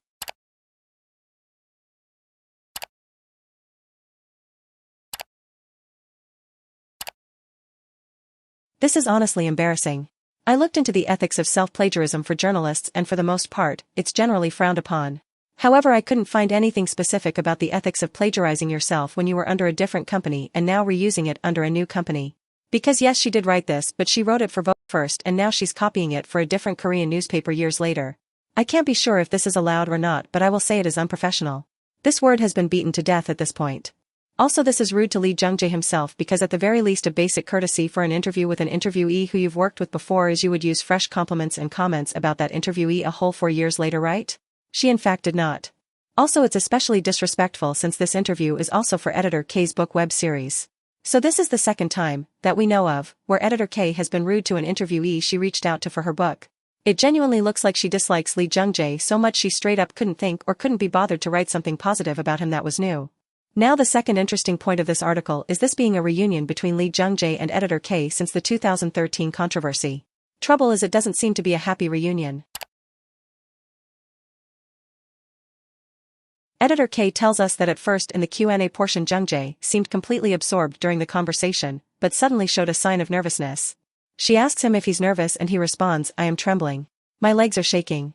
She then switches the topic to talk about filming an intense scene from Jung-jae's upcoming film, dismissing it immediately. She doesn't give us context about what they were talking about before this point to possibly explain what made Jung-jae suddenly nervous. Of course, there's also a chance Jung-jae just became nervous without a conversational prompt.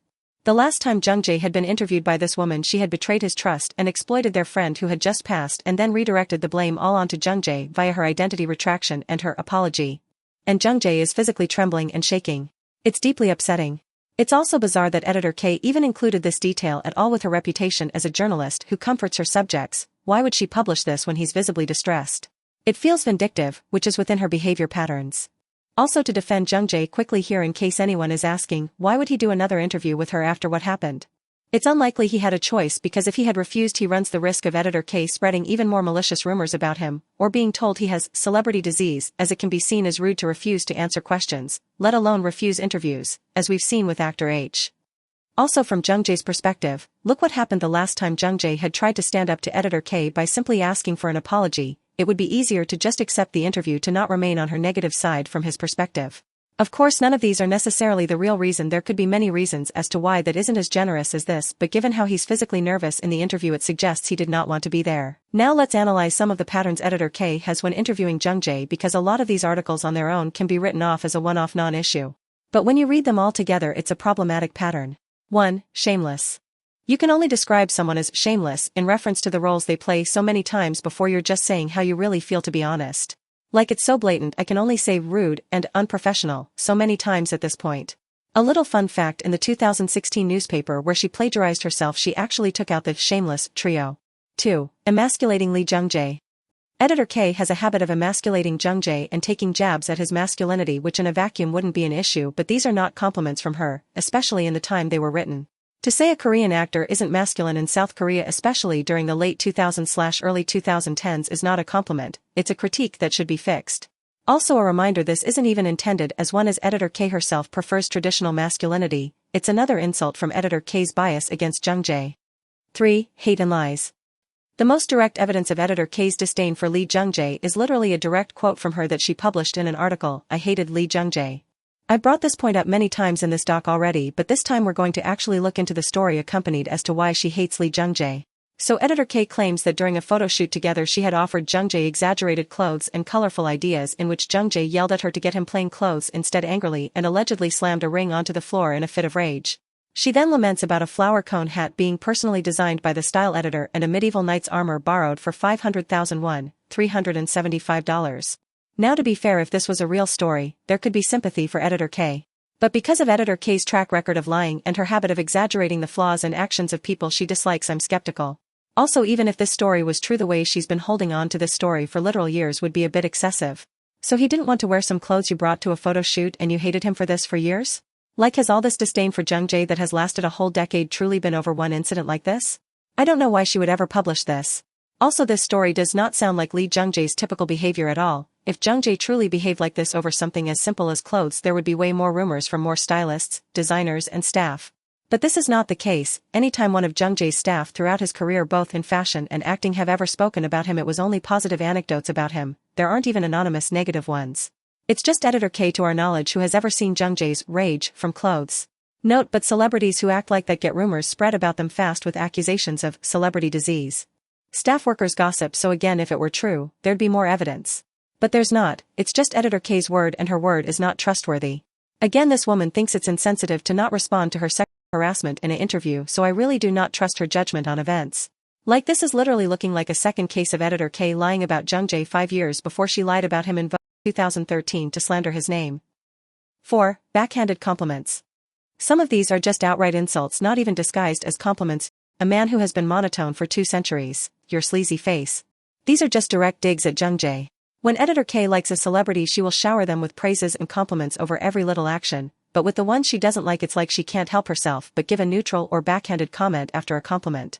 One of the more obnoxious ones is how Jung-jae talks about how he likes to make something shine even more like jewelry by adding his touch to it. She then writes, "I like to call it minus the beauty," in response to his quote. Outright saying that she thinks he lessens the beauty of whatever he's trying to make more beautiful. Like, it's just a direct insult saying Jung-jae makes things uglier. I don't understand how she thinks she can just write in public articles like this. She makes Vogue like a cheap tabloid with this catty, bitchy behavior. 5. Sexual harassment. Again. Editor K has a really weird and gross habit of talking about Lee Jung-jae's body. In particular, she implies that Jung-jae gets roles from directors because of his body, which is just false and a disgusting thing to say. He gets roles from directors because he's a good actor, but 3 times she mentions directors liking Jung-jae for his body. It's fucking disgusting behavior, and it's also sexual harassment, which she's familiar with. Directors began to turn their attention to Lee Jung-jae's beautiful, rhythmic body. Lee Jung, director of An Affair, found your sexual body in terms of style. He has already proven through dozens of movies that a slim body has elasticity and destructive power. This is not acceptable. Objectifying Lee Jung-jae like this is horrific, and just like with actor H, could and should have got her fired. Not to mention, but wording lies like this the way she does could manipulate the reader into thinking that this is how Jung-jae got his roles, which again is obviously not true, which just circles back to editor K trying to manipulate Jung-jae's image to be scandalous and controversial. Her behavior to Jung-jae is so strange and has proven to be dangerous, as she has successfully damaged his career and image lasting a whole decade. She succeeded in her narrative manipulation and fabricated an entire controversy, placing Jung-jae in the middle of it. Also, even more disgusting, the last screenshot is a story about how Jung-jae, when playing the character from The Maid, Jung-jae tells us how much he hates that character because the character is a sex pest, and how Jung-jae struggled to play this character. Then one day the director gave him a script, which wasn't in the original story, where his character makes a lot of sexual demands from the female lead. Jung-jae was so uncomfortable he texted his friend for advice about the scene, but the friend replied too late after saying he shouldn't do it and the scene was already filmed. Editor K relished the fact the friend's text came too late, saying how timing is exquisite, and that Jung-jae got to do a sex scene he wasn't comfortable with. He had finished filming safely without any resistance. As a result, he walked the red carpet of the Cannes Film Festival. This line is bizarre because it's implying that because Jung-jae decided to give in to the sex scene, he ended up walking the red carpet at Cannes, as if that wouldn't have happened if Jung-jae had kept resisting a literal sex scene he wasn't sure about. Hopefully that's not what she meant by this, but with how editor K treated actor H, it most likely is.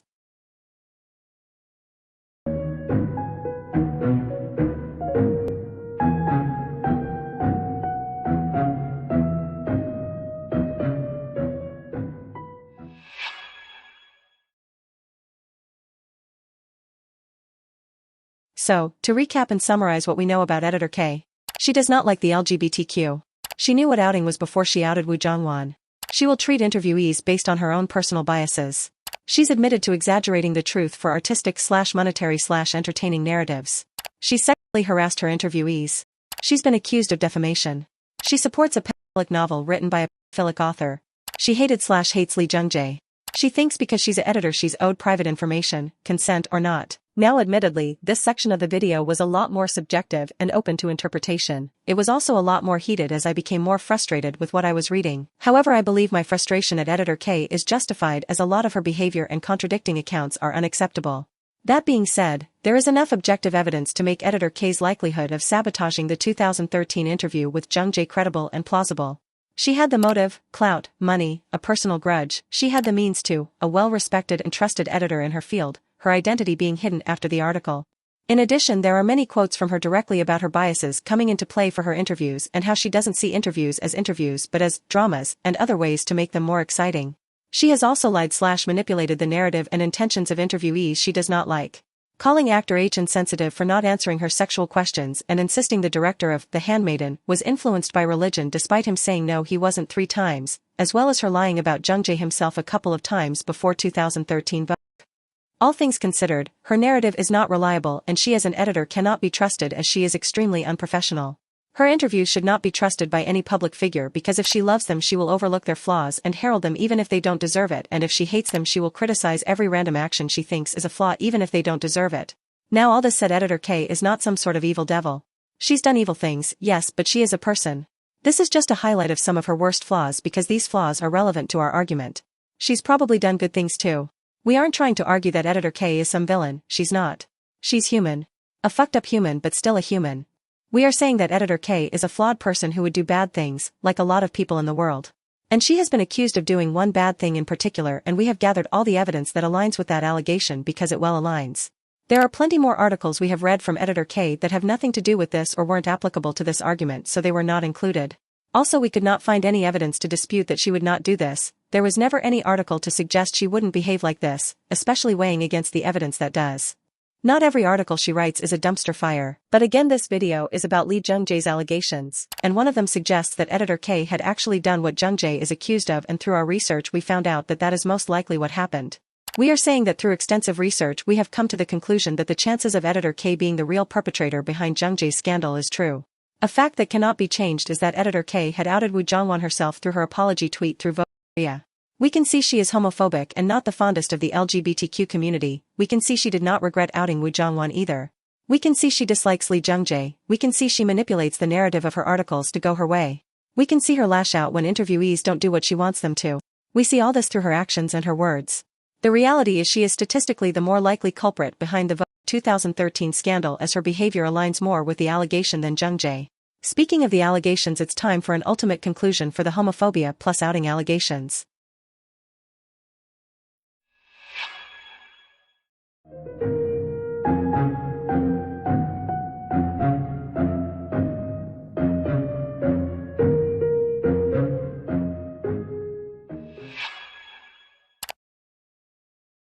Lee Jung-jae's best friend Woo Jong-won passed away in September 2012.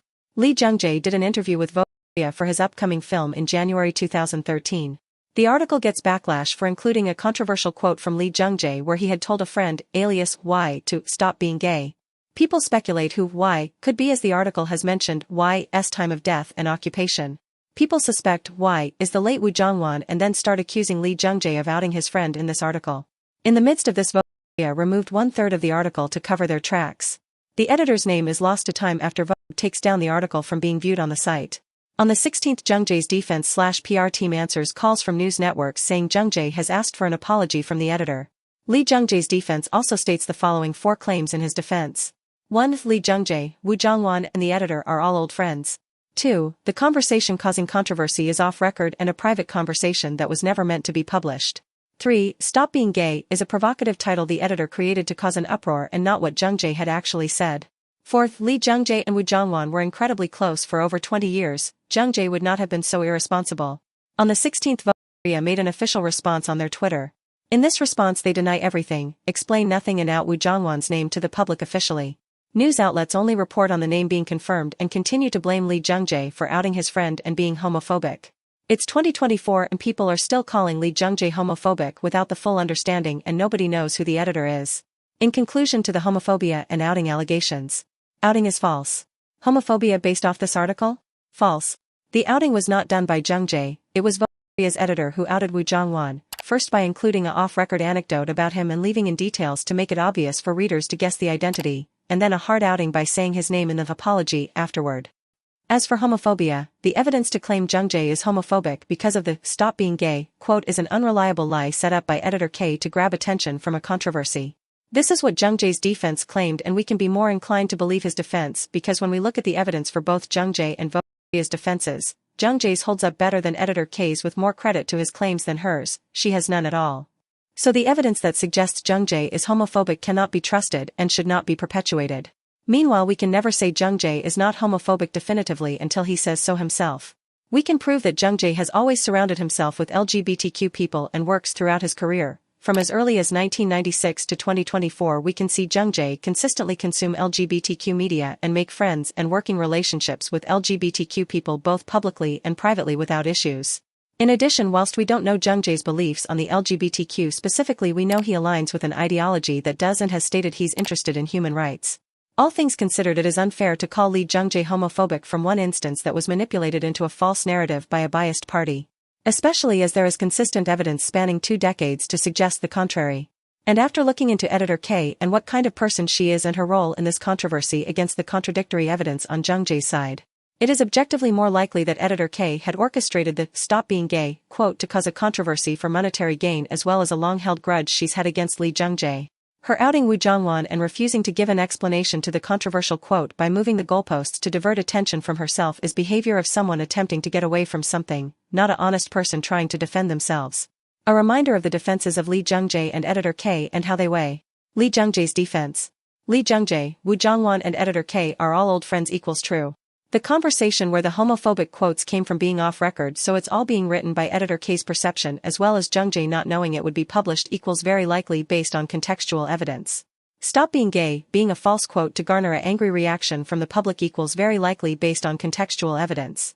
Woo Jong-won and Lee Jung-jae were incredibly close friends for over 20 years equals true. Editor K/Vogue's defense. Outs Woo Jong-won officially. Doesn't clarify anything mentioned in the article.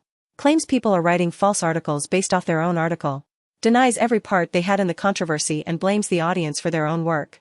With this all in mind, I will leave it up to the viewer to come to their own conclusions based on all the info above.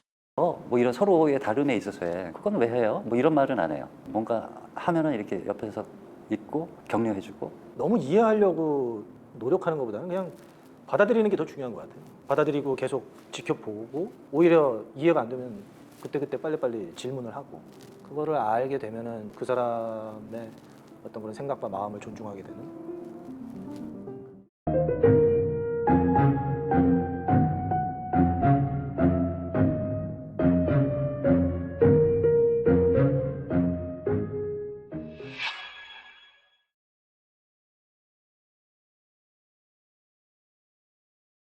So this section will be a shorter section doing a quick round of allegations against Lee Jung-jae that have no basis because stupid, illiterate people like to go onto the internet and lie. Luckily for us, even against these allegations, Jung-jae has displayed behavior suggesting the opposite, so we can debunk these allegations quickly in a lightning round, hence the name. False allegation number 1. Lee Jung-jae committed sexual assault. Pause to read. So how this happened is that people can't read. That's it. Because people saw the words, Lee Jung-jae, 2 assaults, woman, and jumped to sexual assault and rape. That's it. People can't read but ran with it. People being extra illiterate even said he assaulted 2 women. People who were especially illiterate even said he assaulted a couple. Getting a couple of assaults mixed up to assaulting a couple is crazy, to be honest. I'm being harsh and pointed here because Lee Jung-jae is a victim of sexual assault and sexual harassment and has spoken out against rape. But people are illiterate and decided to call him a perpetrator of a crime he's a victim to. Let's discuss. There is a bot on Twitter that posts random Lee Jung-jae quotes from various interviews throughout time. This is one of them. The quotes are verified, but a lot of them are from old Korean magazines, so they're incredibly hard to track online. Lee Jung-jae states that the things that upset him most are sexual assault, child rape, and school violence, and all should be punished.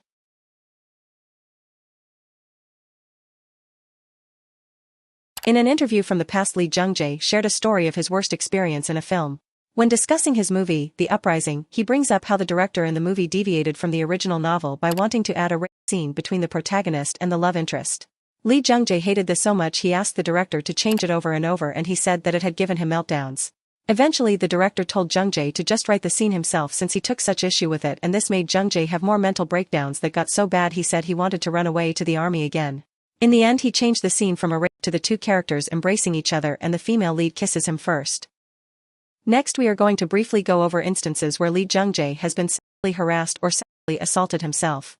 If you remember from prior sections, Jung-jae has both been sexually harassed by editor K and touched inappropriately by female fans. In 2010 Lee Jung-jae was in a movie called The Maid, which was a remake of the original, which is a classic. Jung-jae had originally not wanted to be in this film as the character was so disgusting it disturbed Jung-jae, but the director at the time managed to convince him to do it to spread out his acting experience with such an evil character, and that the tone of the film was a dark comedy, so Jung-jae reconsidered, hoping he could portray the message that people shouldn't be like this character, using the character as a message of warning instead of a desirable one. However, things got worse because a famous scene in the film is where this villainous character makes really sexual demands from the female lead in an oral sex scene. The problem is this scene was not in the original script Jung-jae had agreed to. The director decided to include it randomly one morning. Jung-jae had such a hard time accepting these lines and was so conflicted he texted his friend at the time for advice whether he should film the scene or not. Sadly his friend texted back not to do it 2 hours later after filming was already done. The maid behind the scenes for the oral sex scene.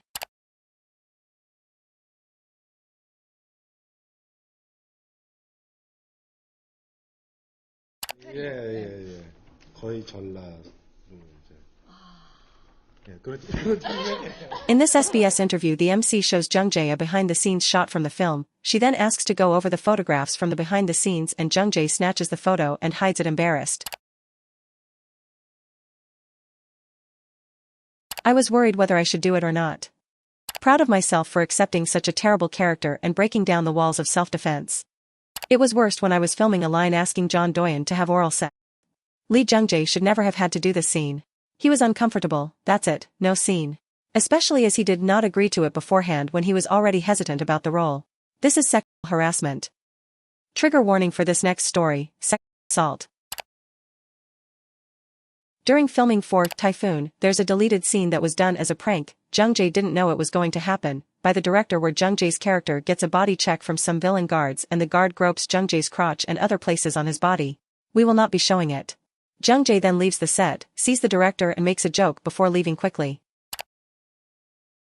Trigger warning for this next story, sexual assault. Back in 2017 during stage greetings for Warriors of the Dawn, the director, co-star and Jung-jae are sitting at a table in front of an audience when all of a sudden the director walks up behind Lee Jung-jae and gropes at his chest. Even as Jung-jae moves away and resists, he keeps rubbing Jung-jae's chest until Jung-jae had actually tried to stand up before the director left him alone. All the while the audience laughed and screamed happily as he got assaulted.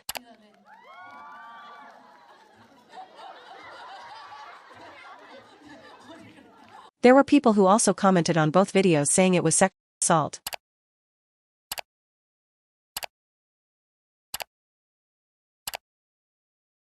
Lee Jung-jae attended the Baeksang award shows wearing a white blazer with no shirt underneath, and some actor walked up to him and opened his jacket, peeking at his chest. You can see Jung-jae move his hands away in the second photo. This is sexual harassment. In 1996 it was announced that a photo book of Lee Jung-jae traveling around Europe would be released and that this photo book would have 3 nude photos of Lee Jung-jae at the time, but then thankfully it got cancelled after Jung-jae returned from the military. Worth noting, Jung-jae's old manager was mainly in charge of things like this, and in 97 he got into bankruptcy and abandoned Jung-jae, running off to America, and then after this the photo book got cancelled after Jung-jae was the main person in control of its publication. Jean-Louis' camera was so persistent that I had no choice but to reveal my naked body after several hesitations. Again, just like with The Maid, if he was uncomfortable, it should not have happened. Thankfully the book was never published, but it's still concerning. A TV presenter called Kwak Jeongan had said in the past to Jung-jae that he was the first man that had made her want to try sex.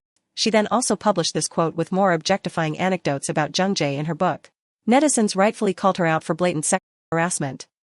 The takeaway from this false allegation is that if you were one of those people who called Lee Jung-jae a rapist or that he sexually assaulted someone based on the unreliable, screenshot fucking cropped, a post, shut the fuck up. If you can't even read an allegation post properly, then you shouldn't run your mouth calling people rapists on Twitter.com, let alone the fact that Panchoa's article wasn't researched or trustworthy to begin with. But now look what your stupidity got you, calling a sexual assault victim and someone who advocates against rape a rapist and a sexual assaulter. Congratulations, you've hurt victims of sexual assault by being a fucking moron. Also a quick side note, but if you were one of those people who said Woo Jong-won took his own life because of Lee Jung-jae, you can also shut your fucking mouth because you are also illiterate and disgusting for spreading such disgusting lies. Nowhere did it ever say Woo Jong-won did that because of Jung-jae or his words. You should all be ashamed of yourselves.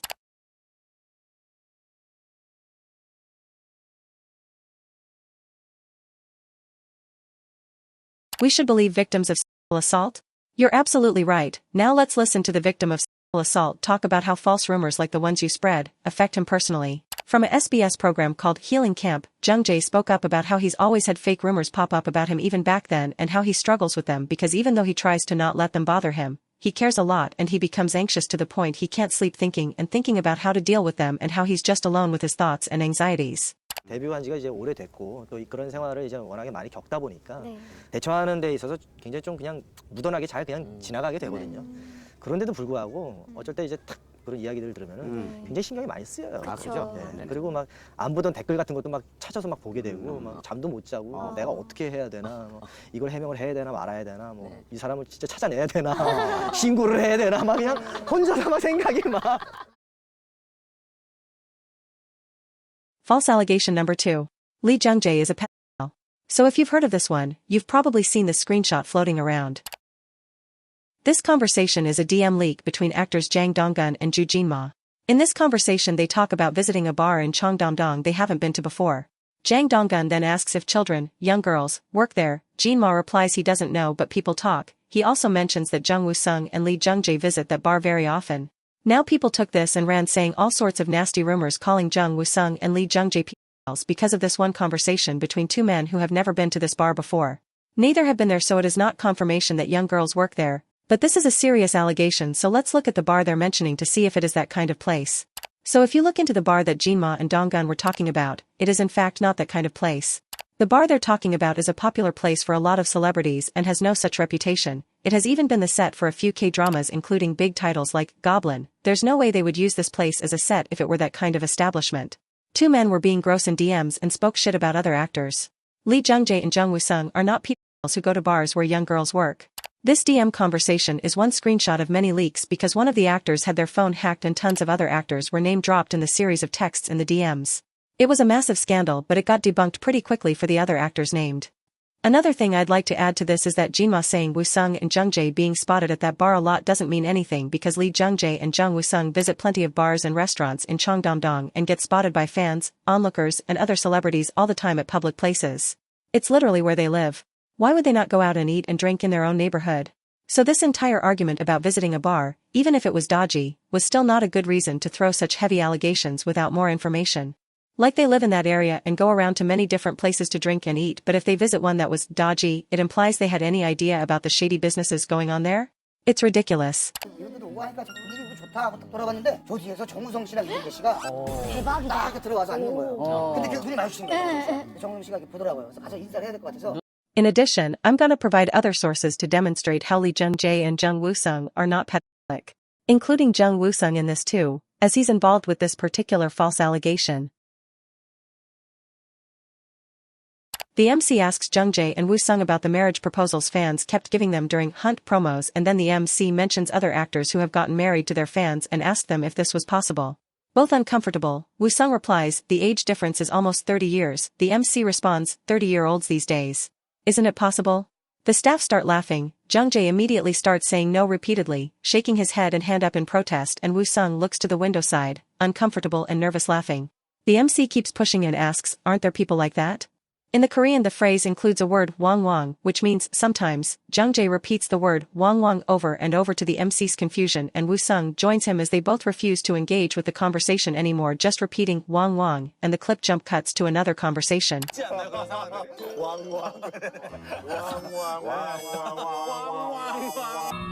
The MC should have taken a hint at Woo-sung saying there's a 30-year age gap as an obvious no to that question. Back in 2010 Lee Jung-jae spoke out against the sexualization of minors in K-pop as well as criticizing the companies for the debuting ages getting younger and younger as they still have to train for 5 to 6 years before debuting. Netizens at the time applauded Jung-jae for using his influence and speaking up against this growing issue in K-pop. What jung-jae said still gets brought up today in modern times as this is still an issue in K-pop, so his words aged well for over 10 years. Something else jung-jae got the approval from netizens for is that he made some significant changes to the original Hunt screenplay after he bought the copyright. The original story was written by someone else and it was a spy-centered story, but it featured a love storyline between two protagonists, an older man spy and a much younger woman spy. The first thing jung-jae did when he bought the rights was get rid of the romantic relationship immediately. He changed the two main protagonists to two rival men instead, and the female character became a surrogate daughter secondary character instead. 형우랑 어떻게 보면 가족 같기도 하고 친구 같기도 한 캐릭터인데 혼자 있을 때 그 캐릭터만 단독으로 봤을 때는 되게 열정적이고 단단한 모습이 매력적이었던 것 같아요. 첫 번째는 이제 판권 구매했을 때 그때는 이제 많은 부분을 고쳐야만 되니까 이제 선뜻 하시겠다는. The result of this change went over well with a majority of female viewers and critics, but men complained about this choice and criticized jung-jae for removing the old man young girl plotline, saying he hopped onto a trend and played it safe, saying he was trying to appease women with the trend. Why is that a criticism? But other people brought up the fact jung-jae has spoken out against sexualization of minors before, so instead of him doing it for a trend, he did it because it reflected his own values. Imagine getting criticized for taking out a sex scene between a gross age gap. Pause to read.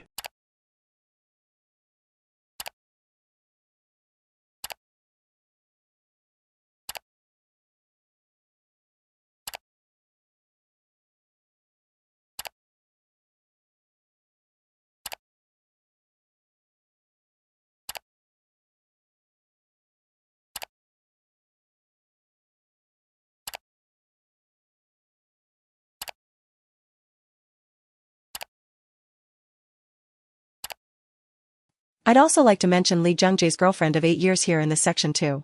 Jung-jae's girlfriend is CEO Lim Se-ryung. She is 45 and Jung-jae is 51 and they started dating in 2015. This is a pretty normal age gap between an older couple. Or so you would think. Lee Jung-jae and Lim Se-ryung are actually considered a fairly controversial pair because she's a divorced older woman with grown children. That's it. Lee Jung-jae literally dates a woman his own age and netizens complain he should date someone younger. Lee Jung-jae is literally doing the most normal, bare minimum, well-adjusted behavior ever, but the misogyny and creep vibes in these netizens couldn't cope. As for Jung Woo-sung, he has spoken out against large age gaps consistently, especially when it comes to fans/young fans. In this Weibo clip, Jung Woo-sung tells a fan in middle school who asks if she can marry him and what's his ideal type, to which he firmly declines, saying the age gap between them cannot be overcome and to forget about him and when she becomes old enough to marry and find another more suitable man. 친구분이 무대 인사 L열에서 보셨대요. 근데 정우성이랑 결혼할 거라고. 요즘 젊은 친구들이 자꾸 프로포즈 하려고 하지 마세요. 안 됩니다, 여러분. 입장에서 보는 거죠. 실물 보면 그럴 수 있지. 또 프로포즈 당했어요. 여러분, 프로포즈 하시면 안 돼요. 여러분이 손해야. 프로포즈 하면 안 돼. In an artist company short on YouTube, Jung Woo-sung demands for fans firmly to stop proposing to him during the Hunt stage greetings as they're too young. From the evidence above, it should be clear why this is a stupid allegation to make, especially as it all sparked from two other men who actually appeared to have bad intentions. All Jung-jae and Woo-sung did was hang out at a normal bar in a district they live in. False allegation number 3. Lee Jung-jae is racist. So this person on TikTok during the height of the misinformation spreading about Jung-jae during his Emmy nomination made a TikTok calling him homophobic but also racist. With no evidence or article or any point of reference to explain how or when he was racist. She said she would make a follow-up on his racism. That was back in 2021 to 22, and this TikTok can't even be found anymore. Safe to assume she made it up. But to be thorough, we tried to look for any case where Jung-jae was racist and we found nothing. We then looked for anything to see if Jung-jae spoke out against racism. Just like the homophobia issue, we can't know for sure unless he tells us directly and with actions. We couldn't find much, but we found Lee Jung-jae supporting refugees for South Korea, which is a very controversial topic amongst Koreans. There's also his comment supporting diversity during the Star Wars interviews. So again, it's very unlikely Lee Jung-jae is racist. You know what we found the most though when looking into if Jung-jae was racist or not? Racism against Lee Jung-jae himself.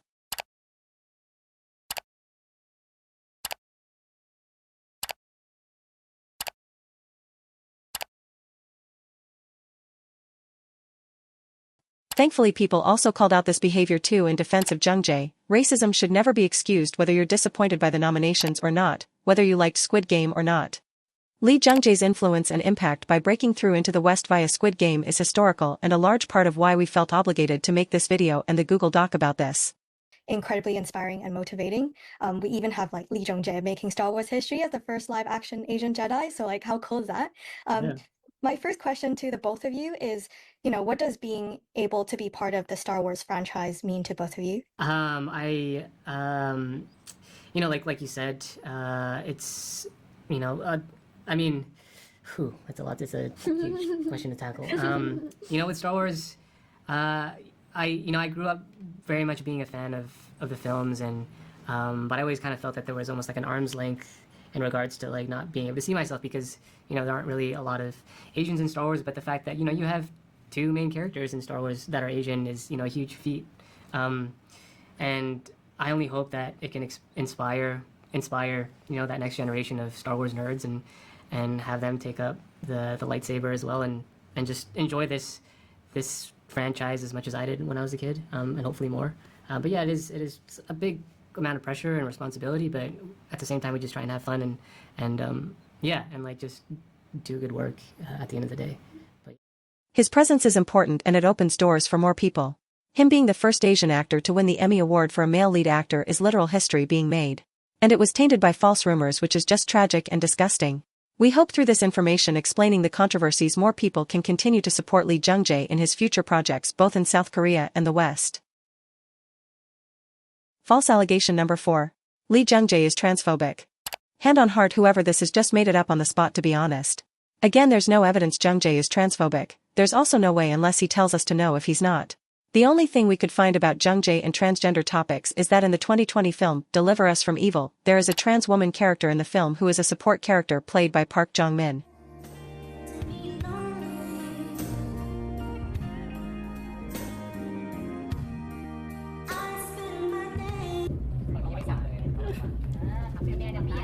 좆대로 왔다가 아직도 이러고 있다. 안 그래도 입금하려 그랬어요. 왜 여기까지 쫓아와. 시끄럽고. 맞아요. 10분 있다 전화한데도 몇 시간째 이러고 있어 지금. 씨발 더워. 근데 오빠 봐봐. 오빠 뭐 하는 사람이야? In this film, out of the 3 protagonists in the film, Yui is the only one who survives and she then adopts Inam's, protagonist, daughter when he had died in an explosion, and the film ends with Yui and the daughter playing in the ocean starting their new lives together.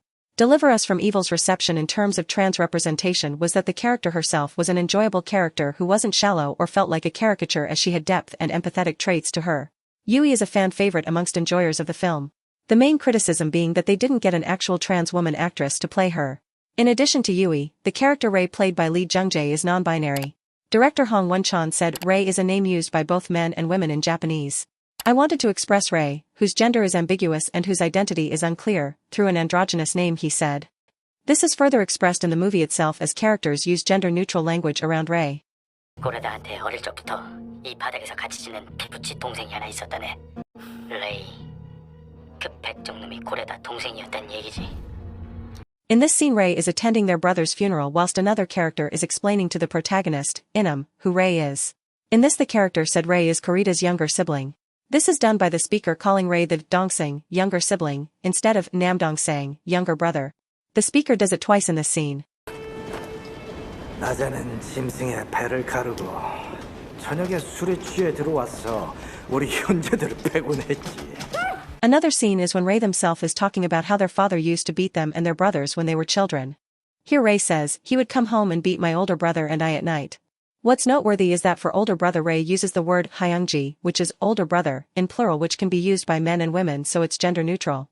Korean has gendered words for older brother, depending on the gender of the speaker.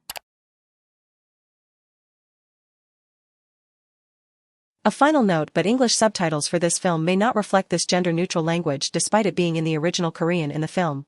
Ignorant or possibly bigoted, a lot of subtitle makers like to misgender Yui as well, who is an outwardly established trans woman.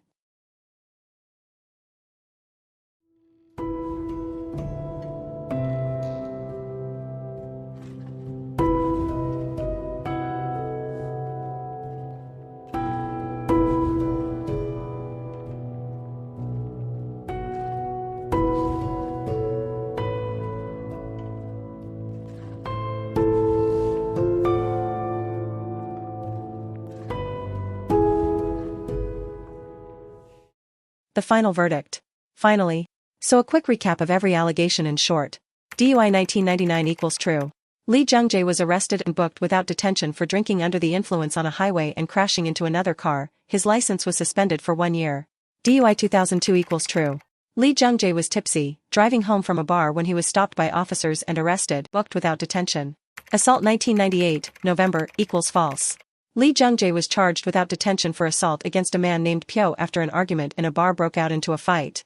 Lee Jung-jae claims he was at the bar earlier before the fight broke out as he had left early for filming the next day. Assault 1998, September, equals false. A Sasaengs fan stalked Lee Jung-jae back into his car from a film festival after-party and had broken into the passenger seat of his car as he got inside his car. He asked her to leave the car and when she didn't he tried to remove her with force. In the struggle she had injured her knee on the car door. A month later she charges Lee Jung-jae for assault and tries to sue him. The police book him without detention. Lee Jung-jae and the Sasaengs came to an agreement and the problem was resolved. Outing 2013 equals false. In a Vogue article Lee Jung-jae spoke about his friend, Y, thinking it was off the record. The editor had lied to him and published the private conversation. Then the editor of the magazine made it known Y's cause and time of death and the field he worked in which let netizens speculate who Y was, suspecting it was Jung-jae's friend who had recently passed away called Woo Jong-won. The identity was confirmed on the 16th of February in a tweet on Vogue's official Twitter account that was written by the editor of the article when she outed Woo Jong-won's name to the public as the person mentioned in her article. The media continued to blame Jung-jae as the editor's name was forgotten after the article was taken down. Homophobia 2013 equals false. In the same article from Vogue in 2013 the editor had quoted Jung-jae off the record telling his friend to stop being gay. Jung-jae's defense rebutted this quote claiming the editor had fabricated this to create a public reaction. Vogue's response to this was to out Woo Jong-won and deny the quote even came from their article calling the backlash fake news from false articles. Through a lot of research it is clear that Jung-jae's defense is telling the truth after analyzing both sides in depth as well as Jung-jae having contradictory behavior to a homophobe outside of Vogue and the editor actually being homophobic as well as having a personal grudge against Jung-jae, a monetary motive and a self-admitted habit of exaggerating the truth in her articles to create more dramatic readings. If you've made it to the end of this video, thank you sincerely for reading and listening to all of this information. This video took a very long time to create with many helping hands in the process behind the scenes. There is also a Google Doc you can read that covers everything we spoke about here in a written format as well and sources are listed there too if you want a fuller deep dive. Hopefully now less misinformation in Western circles will be spread about Lee Jung-jae as all the information is condensed into this YouTube video. If more evidence to support or contradict the claims here come out then we will make a part 2. That being said don't bother subscribing to this channel because we won't be uploading anything else or about any other controversies or celebrities on here. We aren't monetizing this video either. This channel was intended for just this video with the only exception being if an update occurs. That being said if you enjoyed the video, thank you very much for watching and please like the video and send this video to your friends, your mutuals, your family, your enemies, your therapist, literally anyone. We just want to get the word out there on Jung-jae's allegations being 2/3 false. With all the information now you can make your own informed opinion on these allegations. Make sure to drink water, stay safe, have a good day/night. 그렇죠. 이제 뭐 근데 이제 원래 사실은 언젠가는 이제 밝혀지는 것이고 거짓도 마찬가지고 그러니까 이제 저는 가만히 있어요.